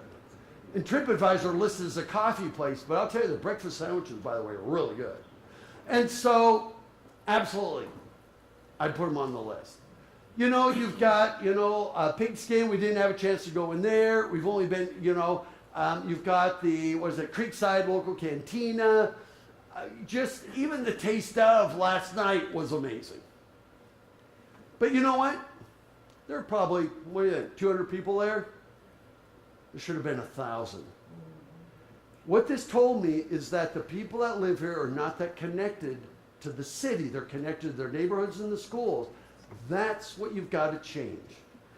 By the way, I don't know who owns these buildings, but I went online and it seems like somebody built them. They were ahead of their time. They went away. Another person came in, and somebody said I think it's owned by a bank now. Whoever owns this, I want somebody to have a conversation because they're getting it wrong. Rather than say, we own this property, and if it's a bank, let's say it's a bank that owns it, they're saying, somebody generate revenue. Just go rent space. We don't care what it's for, what kind of business, just rent space to get some revenue so we can sell this thing. They're doing it wrong. If you orchestrate the business mix, restaurants would pay more to be here, particularly when I'm going to tell you how to do that. You need to recruit the right business mix into this, and they will pay twice as much for rent. They're doing it wrong. I have these conversations all the time. And so the very first thing you need to do in the Creekside District, which I'm calling all of downtown, is orchestrate the business mix. Why are your best restaurants in strip malls? It just doesn't make any sense. And your outdoor dining looks at parking lots and asphalt. You know what I would do? I would go, and I love this place. Been there a couple times. I would go to them, and I would say, what would it take for you to be in the Creekside District? Tell us what would it take. Just what would it take? Forget rents, I just want to know what it would take. I've recruited more than $3 billion worth of private investment into resorts and communities. I don't do that anymore, but that's how I did it. And they may say, well, we own this place and we're not moving. You cannot make us move down there. Well, you know what? Can't blame them. But there's going to be some that will say, well, here's what it would take. But I just think that if you start to, this one here, I thought this is the restaurant with the most unfortunate name on the planet. Because fine and diner are oxymorons. Diners aren't fine dining. But you know what? It's one of my favorite restaurants in the entire country. Because it is. It's gourmet. It is, I mean, it's amazing. And can you imagine if 101 was downtown, if this was downtown, if the Mediterranean Grill was downtown, if even the Italian street food place, can you imagine if those were downtown, what your downtown would be like? Oh my gosh. Food, these restaurants I'm showing you are worth a drive, and there are tons of people coming in eating in Gahanna from Columbus, even though they're in a strip mall. And I just go, oh my gosh. You know, we did not eat at Piata. It might be really good. I don't know. I mean, other, City Barbecue, even, Kindred. I mean, I love this place. I said, oh my gosh, if they were downtown, they wouldn't need this. They'd have a whole plaza. Because you're going to give them all the outdoor dining space. Wouldn't it be cool if you even had Zulily actually have a little outlet store in downtown? This is their headquarters. I would go to this and say, what would it take? I know you're not in retail, you wholesale stuff out, but what would it take for you to open up a little store in downtown, in the Creekside district? I mean, whatever it is, I would go around and recruit these businesses, move them in there. I want to give you one example. This is Halifax, Nova Scotia. Argyle Street, and by the way, the population is 300,000. If you made this a dining district, you know what your population is you'd be serving? 2 million. Now, we don't want all 2 million people coming to Gahanna, right? You're locals. But you know what? If we could get people, wouldn't it be cool, rather than you always going to Easton Town Center, wouldn't it be cool if the people came here instead of you going that way? Some of them. And so, claim to fame, Argyle Street, lots of vacancies, hodgepodge mix. This is not the city, this is Argyle Street. And the challenge is, why would they leave the waterfront? This is up in Halifax has a waterfront that's amazing. They spent nearly $100 million redeveloping the waterfront. 3 blocks up, a steep walk, 3 blocks up is Argyle Street. It was really dying. But one restaurant owner, see that there's Opa up there in the top right corner, he said it was him and Subway. Two little restaurants on Argyle Street. Argyle Street's like 3 blocks long. You know what he did? He started going to property owners along here and saying, look, when your lease expires with H&R Block or whatever business, I don't want you to renew your lease. I will help find a restaurant to put in your business. This is a restaurant owner saying, I want other restaurants. He said, would you give him a sweetheart deal at first? I want to get enough restaurants here we can create a restaurant row. And so he got a couple to do it, and so this one did this. Then he went to the city and said, city, I want to get rid of all the parallel parking along Argyle Street. Our sidewalks are too narrow. We want to do outdoor dining during the summer. So we're going to put the outdoor dining here, and we want to just get rid of all the parking along the street. City said, you know what? If you don't mind losing the parking, they're going to have to park up the hill or down the hill and walk down or up to you on Argyle Street. And they said, we'll lease it to you for $1 a month in front of each shop. And it falls under the shop's insurance. And so he started recruiting in restaurants. And they started doing these homemade little walk-arounds. And by the way, during the winter, they pack all the stuff and they put it in warehouses. But he started recruiting more and more restaurants. And they started doing this. It's pretty homemade. But you know what? It started working. And it started going across the street. You see Opa up there. He's the one who started this. And it just started working. There was more and more and more restaurants. As a matter of fact, pretty soon it started going down the hill. Notice how they had to create these terraces. And you know what happened?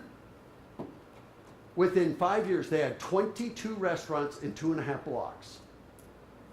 22. Started with 2. No vacancies. A waiting list. I went to him and said, you started this whole thing with Opa Restaurant. You now have 21 competitors. How's that working for you? He goes, Roger, I own 4 of them. He says, Opa is doing 10 times the business it ever did before. So when I hear restaurants say, don't bring in more competition, you're getting it wrong. And so in Halifax, on Argyle Street, they had plans of building a $400 million convention center on the waterfront. $400 million. There's Argyle Street. That hole is now on Argyle Street, and that convention center is now on Argyle Street, and look what they did with the street. I mean, that is the power of what you can do in the Creekside District. There is that convention center. This is Argyle Street. I'm telling you, the problem with your downtown is not architecture. It's not, I mean, you know what? I have some challenges, like a parking garage that has no ventilation in it. I mean, kind of creepy stairways once you go in there. I get some of that, but these are the things you already have downtown. And I go across the street to where Wendy's is and those, and even back a block. But look, you've got this core mix. These are all a great fit. But there's like 14, 1, 2, 3, 4, 5, 6, 7, 8, 9, 10, 11, 12, 13, 14, 15. You have 16 places, including the chains. Can you imagine what would happen if you had 26? Wow. If you had 14 more eateries in here, you'd have people coming from everywhere because they heard about the Creekside District in downtown Gahanna. Now, the problem is you also have these kinds of businesses that are not a fit on the ground floor in downtown. Now, I want to make a disclaimer right here. Bye, Lou.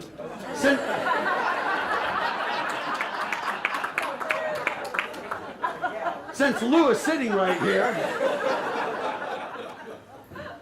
and since I went to law school, we want all these businesses in Gahanna, we want them downtown. We do. This is your lunch traffic. We do not want any of these businesses to leave. We need them to be on upper floors. We need that. We need the ground. And at least, you know what? You don't make probably a lot of money putting a gallery in your place, do you? I'd like to have some of it back. Yeah. But you know what? Why'd you do it? We don't need offices on the first floor. And so even though that's his business, he gets it. But a bank that owns a building, and no offense to Berkshire Hathaway, who sponsored my my seating last night, at the Taste, it's just that those should be restaurants. And if you activate this space, you're going to bring customers to them. And the future of downtowns is where you go after work on weekends. All these places close at 5. It's the wrong mix. Can we move them upstairs?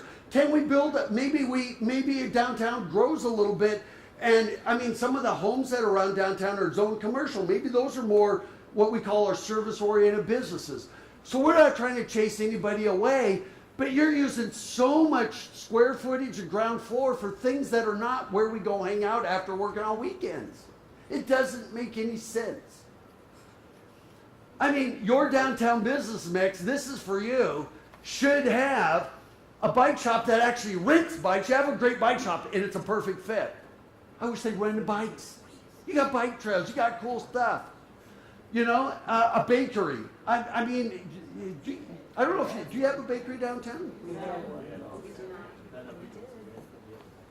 But it can be. But butcher. You know what's come back to downtown? Believe it or not, the butcher, the baker, and the candlestick maker. Really, I'm telling you, honestly. And you know what? A few galleries, 20 eateries. Got 6. You need 6 more. 3 home accent shops, a winery tasting room, logo gear, casual clothing, floral and gifts. I mean, real estate office still works in there. A Whole Food style market, a little one. You have people living downtown. They have to go drive out to a Kroger somewhere in order to buy groceries. Wouldn't it be cool if we could go in there and actually get just a small little market for that kind of stuff? The hardware store down there is awesome. I would not take it out of there. It's awesome. And women's fashion, you got this one with Be Social. You know what? This is the future of downtowns. I would even go so far as to make it so that chains and franchises cannot go downtown. The ones that are there are fine, but we want it to be organic to you. Number 4, I use blade signs. These, a lot of your businesses do it. These are blade signs. When we're walking on a sidewalk, driving on a street, we see signs that are perpendicular to us. These are blade signs. Most of your businesses do it, but some of them don't. That's in Nantucket. This is in Carmel, California. But you know what? I have no idea what's in any of these shops. There's no blade signs. And make it easy for us. The only way I know what's in them is if I'm across the street. And so that's something I would do. That's pretty inexpensive. Here's some general rules. I don't want to spend a lot of time on it, but there you go. Some general rules. This is Canmore, Alberta, town of 10,000. Be Social does have one. They were like the only one on the whole block. And so, you know what? And by the way, thank you, because here's the big statistic. 70% of all consumer retail spending comes after 6 p.m. 70%. Couple statistics. That came from the National Retail Federation. You know who's in the National Retail Federation? All those stores you see in Easton Town Center, and they're all until 9 o'clock, 7 days a week. And so, and by the way, even eating dinner in the 50s, 60s, 70s, average time we ate dinner in America was 5:30 to 6. You know what it is today? 7:30 to 8. When I see restaurants closing at 8, they should all be open until 10. In Europe, that's when they eat, 9 o'clock at night. So, on your best ofs, absolutely Be Social Boutique. I hope they're doing well. It's a great store. I would also add Hickory House to it, which is down near the hotel where we stayed. It's, by the way, these are all in the top 10 on TripAdvisor. We didn't get a chance to eat at them all, but the ones we ate at, we had great experience. Even this sign, I would change it and put Welcome to the Creekside District and an arrow. Simplify it. It's a thing you can do right now fairly easily, I think. Creekside District arrow before you get your wayfinding system in place. Number 5, beautification pays, and you do have a beautiful downtown. One thing that just cracks me up, when we got here on Monday, that was there. And we don't know whether this is an offering to the herb gods or what. As of this morning, that is still there. There's people mowing lawns, there's people all over downtowns. I don't know what that is. But it's like, does anybody care? So when we talk about beautification, look what they do in Dublin, Ohio. This is called shaming. But you know what I mean? Just doing more of those kinds of things, I think is pretty awesome. And we'd like to see that in your downtown along here. I know you got fairly narrow sidewalks. For the most part, your downtown does a good job. It really is a beautiful downtown. But just remember this, there it is, there's that statistic. And that's true. But you know what's missing? Take a look at this next photo, which was not staged. Oh, what do you see? It's the guys, and guess what they're waiting for? The shoppers. I have 2 words for you. Think benches. You know, you wonder, we took these in Gahanna. You wonder why a home puts chairs out on the front porch. This is in Gahanna. Why do you think they put those chairs out there? This is in Gahanna. Why do you think they do that? These people may never sit in those chairs, but it says our home is welcome. It's the same with storefront. Every single storefront should have a bench in front of it and pots or planters. Now, if you're a restaurant, that's fine. Because if you have outdoor dining. But we didn't see the place for people to sit down. You have all these open areas, and we'd love to see more raised planters in these open areas and some programming, and I'm going to get to that in a second. Can you guess where we took that? Franklin Park. Doing more of these raised planters. You got some with trees in them. We'd love to see you do more and more of these in your plaza areas so that you take empty space and make it more intimate. Number 6, sidewalk cafe dining. You pretty much do it in spades, which I think is fantastic. But like Cold Stone, there's not one single table or chair up there. It's like a shame. Why? Come on. This whole thing should be full of tables and chairs all the time. I mean, you know what? You wonder why Cincinnati hangs out in Covington and Newport on the Levee. Because it's pedestrian friendly. It has sidewalk cafes. I mean, this is Salem, Massachusetts. But you know what? Even a little restaurant puts out 2 tables and chairs. This little restaurant, when they see people eating the ice cream cones, their sales skyrocket. Because they see them out there doing it. If Cold Stone did that, there'd be more people running in the door. You know, I mean, this should be clear full of tables and chairs. You know what? This whole plaza area should look like that all the time. And you know what? These are, you know, you want to do this on the cheap? Look at this.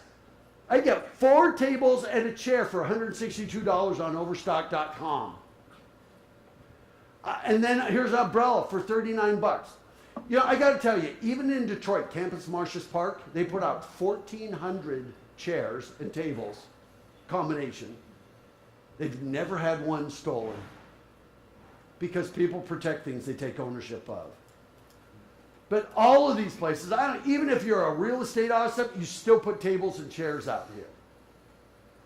You know, because wouldn't it be cool if you could get 2 people downtown 250 days a year, there'd be 0 vacancies. So what comes first in your Creekside Village is people there on a consistent basis. That means you can't just do events. You have to do activity. And I'm coming to that. But I see buildings like this, and I'm going, oh my gosh, this is a great business, but that should be a restaurant, and that whole thing should be tables and chairs and umbrellas without the parking spaces. And by the way, there are another business we don't want to lose out of downtown, but the highest and best use of that would probably be food. Matter of fact, I even already designed it. I would turn that whole thing into a plaza. Even over in front of that, all that orange area would be all paver stones. And then I would plant street trees around there. And then I would put in these little planters, you know, every once in a while so you can still walk through there. And then I would put these Catalina umbrellas and tables and chairs out here. I mean, it's not expensive to do. I mean, they could even say, hey, you know what else we do? We got this really great alley. We can even put some vendor booths down there. Activate your downtown. And that takes me to this. In retail, if you can bring people, what comes first? If you have people downtown 250 days a year, you'll have 0 vacancies. So let's say you do, and by the way, I think this is the first year the Taste was downtown. I can't even imagine it being anywhere else. That was fantastic. What a setting. It was fantastic. But you know what? Is anybody, who produced that event? Chamber? Okay, you're all pointing different ways. Who's with the chamber? So, okay, yeah, of course, there you are. I'll bet, no, it's a great. How many months do you spend planning for that? I lost my microphone. In the perfect world, because it takes a lot of manpower, because we're a small organization. Yes. Requires a lot of volunteers, but you're looking at to really get it off the ground right, 9 months minimum. Okay? Now, you spend 9 months doing that. Problem is, we need 250. You up to the task? See, no, why? Nobody is. Nobody is. But here's the point. This is why you need activity days, not event days. Because there's just no, you spend 9 months doing that, it was a fantastic event. But there's just no way you can host enough events. So here's what I want you to do in the Creekside Village. Now, from what I understand, the city actually owns these open plaza areas. Is that right? Or, okay. Yeah. All you need to do is program them. I'm going to show you how you do it on the cheap. If you had these, and they're movable, that's in Asheville, North Carolina. And let's say you have all these activities and they're out there for a couple of weeks, and every 2 weeks you change them. The thing is, you want, like this room, this afternoon will be set up for a wedding. That's what that C&M is. But with your plaza, you can change it. You want it to always change. And so in Asheville, I said, so how often do you end up replacing the chess pieces?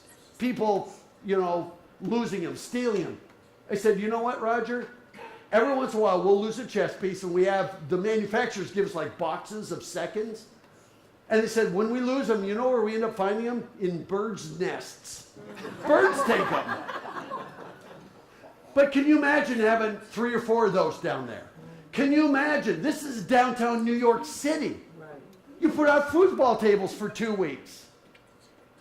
I mean, you put out those kind of things, and these are all, you can move them around.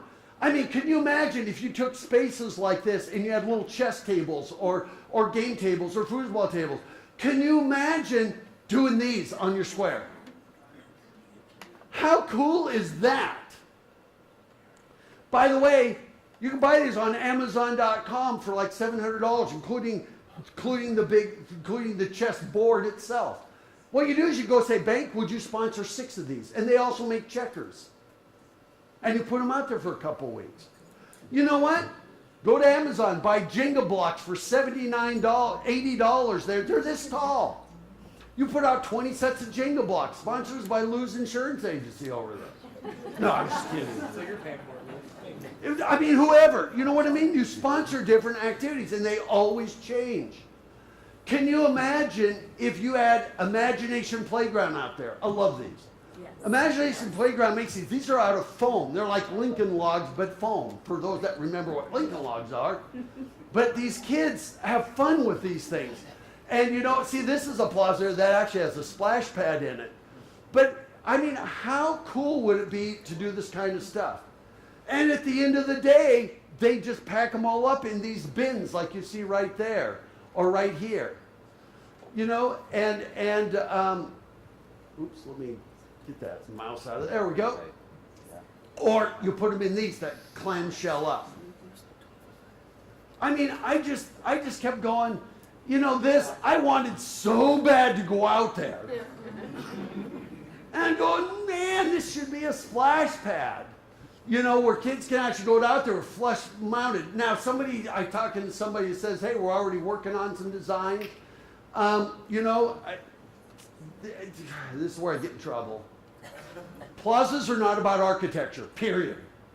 They're about urban planning and landscape architecture.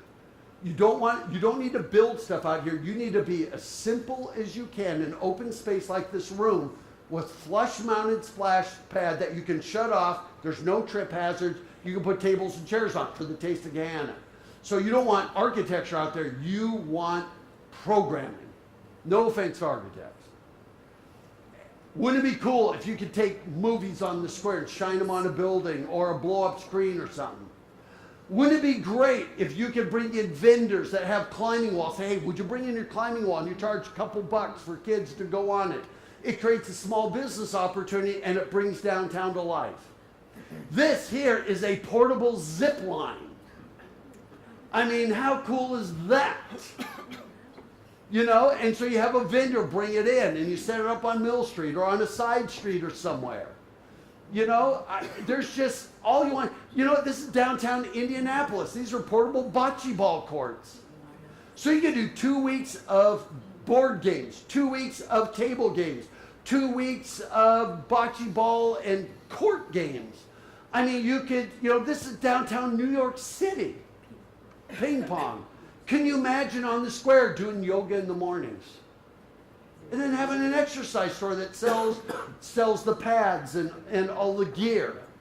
You know, Zumba classes on your square. I mean, all of these things, all it takes is programming. And then you bring in the little, this is Shawnee, Wisconsin. You bring in the food trucks. Now, if you ever have a restaurant say you bring the food trucks, you're competing with me. I've gone to a restaurant and say, what? Are you telling me you compete with McDonald's? They said, well, of course not. Then you don't compete with food trucks. It's a different experience. I want to show you this. Notice there's a food truck, 1, 2, 3, 4, 5 food trucks. Notice this plaza. It's just wire wheels and pallets. It doesn't have to be expensive. It takes programming. This was right there on the curb. I mean, these people should be invited to your downtown. They should be invited to the Creekside. Bring it to life. And the peak hours are 4 to 10. Even 4 to 9 because you have residential. 4 to 9 would be fine. It's where we go after work on weekends. I could see that you might have 10 of these that you actually rent out during the summer months. I mean, this is Bryant Park in New York City. All these are on pallets. They always rearrange Bryant Park. You know what they did? They created Bryant Park for the locals because all the tourists were at Times Square. Guess what? We like hanging out with the locals, so this is where the tourists go too. I mean, how cool is that? Can you imagine? I mean, you know what? I'd be over there grabbing some Buckeyes to come over here on the evening hours and make tips. And even if you have to pay them, you know, you've got a college here, you've got high school students. I'd invite them to bring their jazz bands or even kids that have their own bands. This is Ashland, Oregon. These are local high school kids saying, I wonder what it's like to be a street musician. And they're going down there and they actually are making tips. Bring downtown to life. Denver, they put out these pianos. Can you imagine have 3 pianos in different areas? And by the way, Denver gets some snow and rain. They just cover them. I mean, then you start bringing in street fairs, art markets, all of this kind of stuff. This is in Pittsburgh. What they've done, and by the way, they pack all this up during the spring. This is right in their square, Market Square in Pittsburgh. Totally revitalized their downtown. So these are all the kinds of things you could do. I mean, Steubenville, what, 2.5 hour drive from you? Yeah. They have more than 100 nutcrackers they put out. People are driving for hours to see this every winter. And ice. I cannot say enough things about ice. So, all of these things are all about programming. You know what? You want to go to another place? This is in Indianapolis. They have a thing called Tube Factory Art Space, and they got all the kinds of things they program it with. So all you have to do, there's nothing in here that's expensive. And you know what? If you do this, that's what it will do for you. I'll give you one case history, because I only got about 10 more minutes to go. This is Main Street Square in Rapid City, South Dakota. I told them to take that, by the way, that building back there is an empty Sears building. There are pigeons living in it. I told them to tear down that Sears building and take this 65 space parking lot and turn it into a plaza. I got a call from a guy who says, Roger, my name is Ray Hillebrand, and I own property downtown, but I want to tell you, we are not taking down that Sears building because I just bought it. But I also gave the city $2 million to build a plaza next to my new building. He gets 3 times the square foot rent as anybody else, and it's full of restaurants. So this is it before. That's it after. This is a Sunday morning at 10 a.m. There's the Sears building. They had this set up. You can see they did a fence there for a beer garden because car shows started coming, quilt shows started coming. Other people started hosting their events in their downtown. And you know what? They have a little splash pad. It's only 1,500 square feet, but they can shut it off for any time. They wish it was way bigger than that. And you know what? There it is. During the summer months, there's their stage. They wish it was bigger. I mean, there's that Sears building that's full of restaurants. That's it in the summer. That's it in the winter. That skating rink is 8,000 square feet, which is a little bit bigger than Rockefeller Center. They make $130,000 a year renting ice skates, and they have to dole them out because it gets too packed. So can you imagine if you had 120 days of splash pad and 120 days of ice in your Creekside district? That's 240 to 250 days. Activity, not events. I tell organizations all the time, get out of the event business and get into the activity business. I'm not saying get rid of the Taste of Gahanna, but for all the time and effort and the money, what else could you do? I mean, even at 9 o'clock at night in Rapid City, it turns into music and lights. And you know what? They do movies on the square every Monday night. Average attendance is 3,500. 3,500. Look what somebody said. I grew up in Rapid City. It was never as cool as it is now. The millennials and Gen Xers are coming back. And so I want you to move from events to activities. This is out there next to an auto parts store. I would go over them this afternoon and say, what would it take to get you to go down in Creekside District? And now they're close to Hamilton. They might be, I can't remember what street they're on. They have a lot of traffic right there. But you know what? You start activating downtown, I would say, what would it take to have you downtown on Creekside? We'll even allow you to put up sandwich boards and say, hey, farmer's market, fresh fruit, produce. I mean, this is the kind of stuff you could have to bring this to life. Think about activities, not events. Number 9, then you invite other people. I'll tell you one story. This is in Solvang, California, town of 5,000. It's a Danish town. There was this car show going on.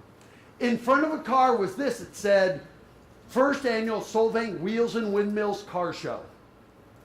I found the person who produced the show, and to make a long story short, it said, so why did you pick Solvang? I thought he'd say, well, because it's a cute Danish town, it's wine country.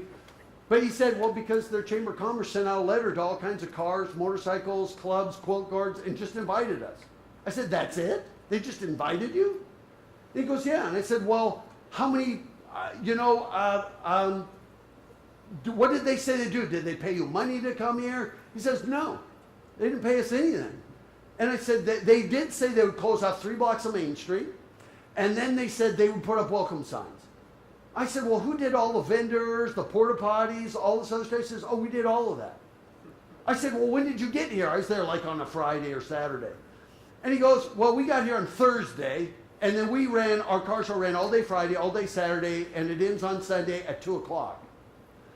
And I said, so how many people are here? And he says, well, there's about 10,000. And I said, so how's it been? He said, it's been great. I said, well, you do it again? He says, oh yeah, we've already booked this weekend for the next 10 years. Can you imagine having 30 or 40 weekends like that in the Creekside District? I mean, we even have tools how to do that. Next one, parking. You know what? You do have a parking garage. Here's your parking dilemma.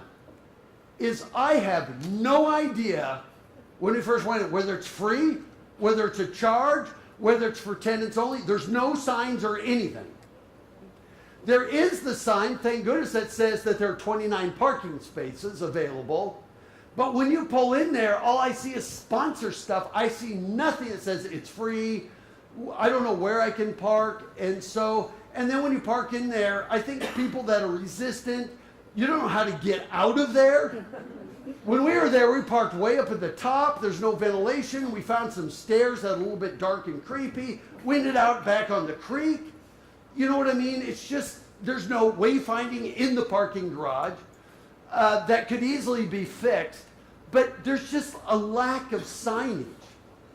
And I think, you know what? If you had I think I've already heard people say the parking downtown is atrocious. You know, we've been downtown every day this week once we found it.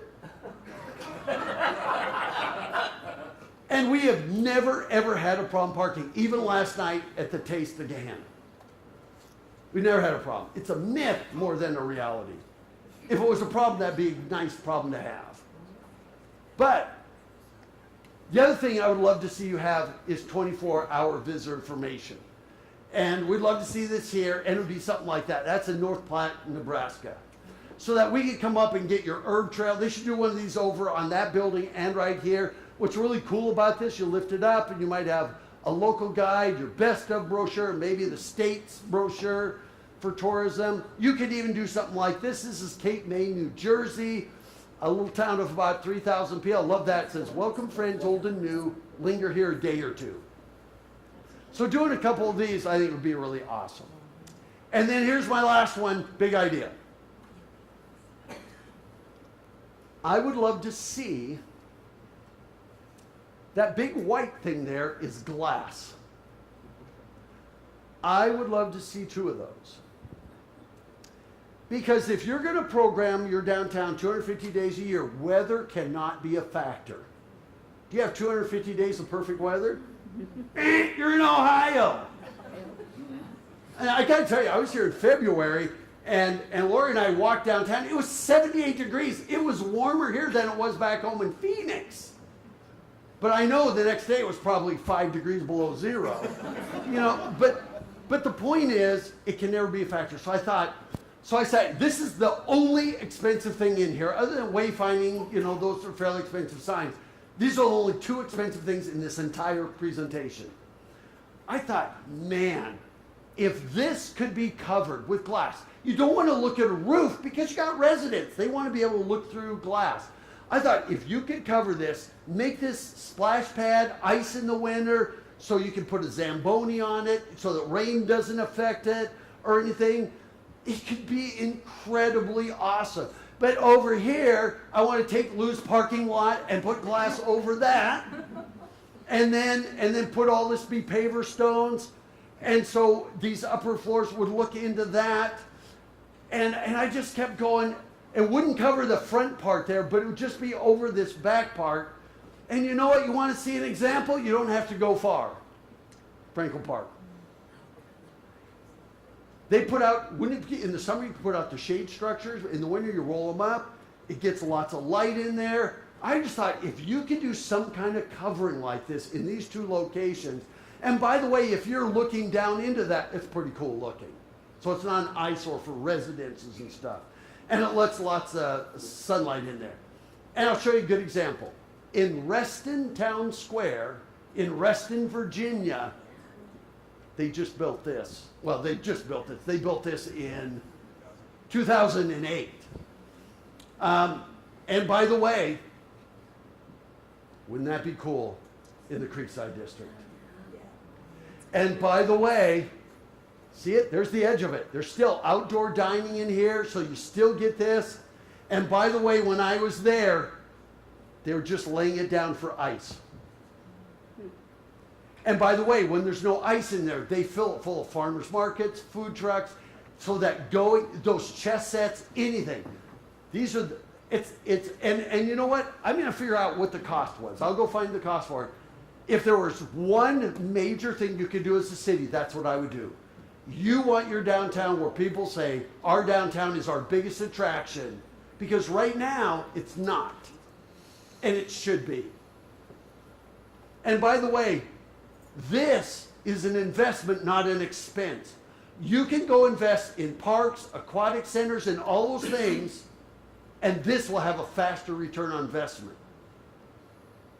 Because if you can get 200 people hanging out down here every single day with weather never being a factor, you know what? There'll be 0 vacancies. Whoever ends up buying all of this Creekside stuff, and you know what? I heard there's plans for development across the street.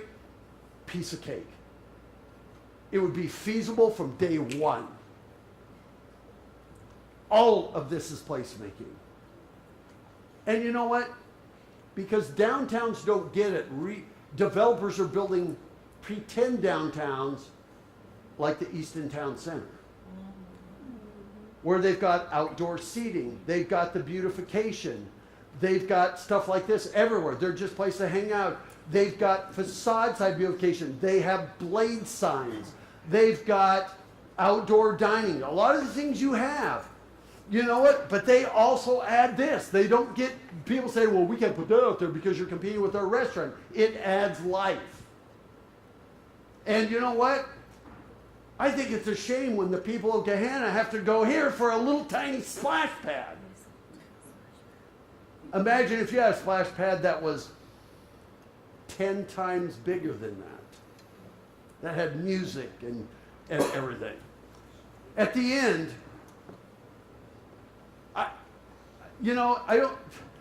I've never said, this is your best of list.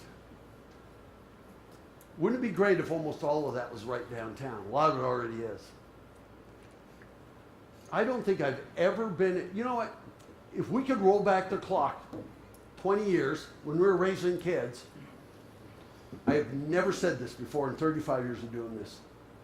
I would live in Gahanna, Ohio. I really would. And Jane even agreed. I mean, I just, what you have here. Congratulations. I gotta tell you, women make 70% of the decision where we live, where we go to school, businesses we do, and 80% of spending. I mean, yeah, that's where you go. But you know what? Having this right next to you is amazing. Lincoln, your school district, by the way, is ranked number 39 of more than 500 in this state. So besides the private schools, you know, and I heard that they're even working on some stuff. It's pretty amazing. The fact is that you have this great downtown. The bones are there, that the infrastructure is there. It just needs to be brought to life. The fact that you have a downtown that's actually on a creek and not across the river, not across the street from it, it's integrated into everything you do. I mean, it is just an amazing place. I don't even think the mural, I like the kind of the monochromic murals, but I gotta tell you, you know what? I think this is the coolest thing ever. And I, in all my years, have never, ever seen a car wash turned into an art gallery. And I gotta tell you, I'm sure it's gonna come out sometime. That is really cool. It is really cool. That's what you call turning lemons into lemonade. That is awesome that you have people here that think like that. And so you know what? Our final impressions are still 5 stars. Yeah, you have work to do in the middle, but it doesn't have to be expensive. If you can invest in the Creekside District, you will have that. And what's really cool is that it's an intimate setting. If you go over to Dublin and see the new Bridge Park, it's all just huge wall of buildings and everything. It's super urban. You don't need to be, I love the fact that your Creekside District is intimate and smaller scale. I hope that when you have new buildings, they never go above like 4 stories or whatever you have now, 3, whatever it is. I just love that intimacy, and that makes, you know, that's why I think if you could really put your focus, your brand on food, it certainly plays into the herb trail. And then you put your focus on this, and I would call Creekside District your entertainment district. It doesn't mean bar scene, it means activity. It will be just absolutely amazing. And this is something you can start next week. There's just no reason why somebody can't go to Amazon today and order 4 of those chess sets.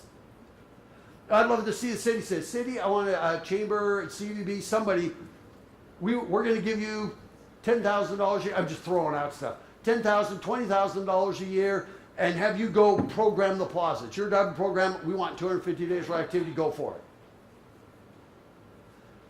it. And we're going to do a meeting after the meeting where we'll get into those kinds of details. So finally, very last one. I want you to create a Destination Gahanna team. You're going to get a list of these. By the way, I am going to, this weekend, I'm going to send all these to Lori. She's been my primary contact. I'm going to give her the presentation. This is being filmed. It'll be up on YouTube. There's a lot of people that need to hear it that probably aren't here today. And I'd like you to start taking and say, okay, we're going to take, well, let's go through this list, categorize them. Which ones can we work on now? Because what you have here is just absolutely beautiful and stunning. It is really an amazing town. And with that, I will do maybe 5 minutes of question and answer because I know they're getting ready for a wedding and I'm already 5 over my time, but we started a little bit late. But does anybody have any questions? Comments? Well, I have flat tires when we leave.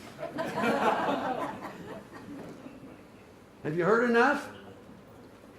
So just remember, we did not go into all your other suburban communities, but I just love the fact that you can be so close to something like Easton Town Center and the airport, and within 3 minutes, I mean, you got a golf course right across the street.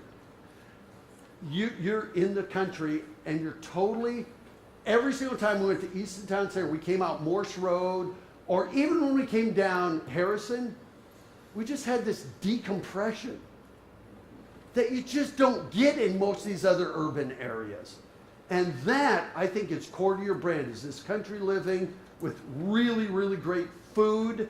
The herbs play into that. And I think your brand, to me, it was kind of obvious that your brand should go that way. But that's up to you, but I think you still need to find what is your focus.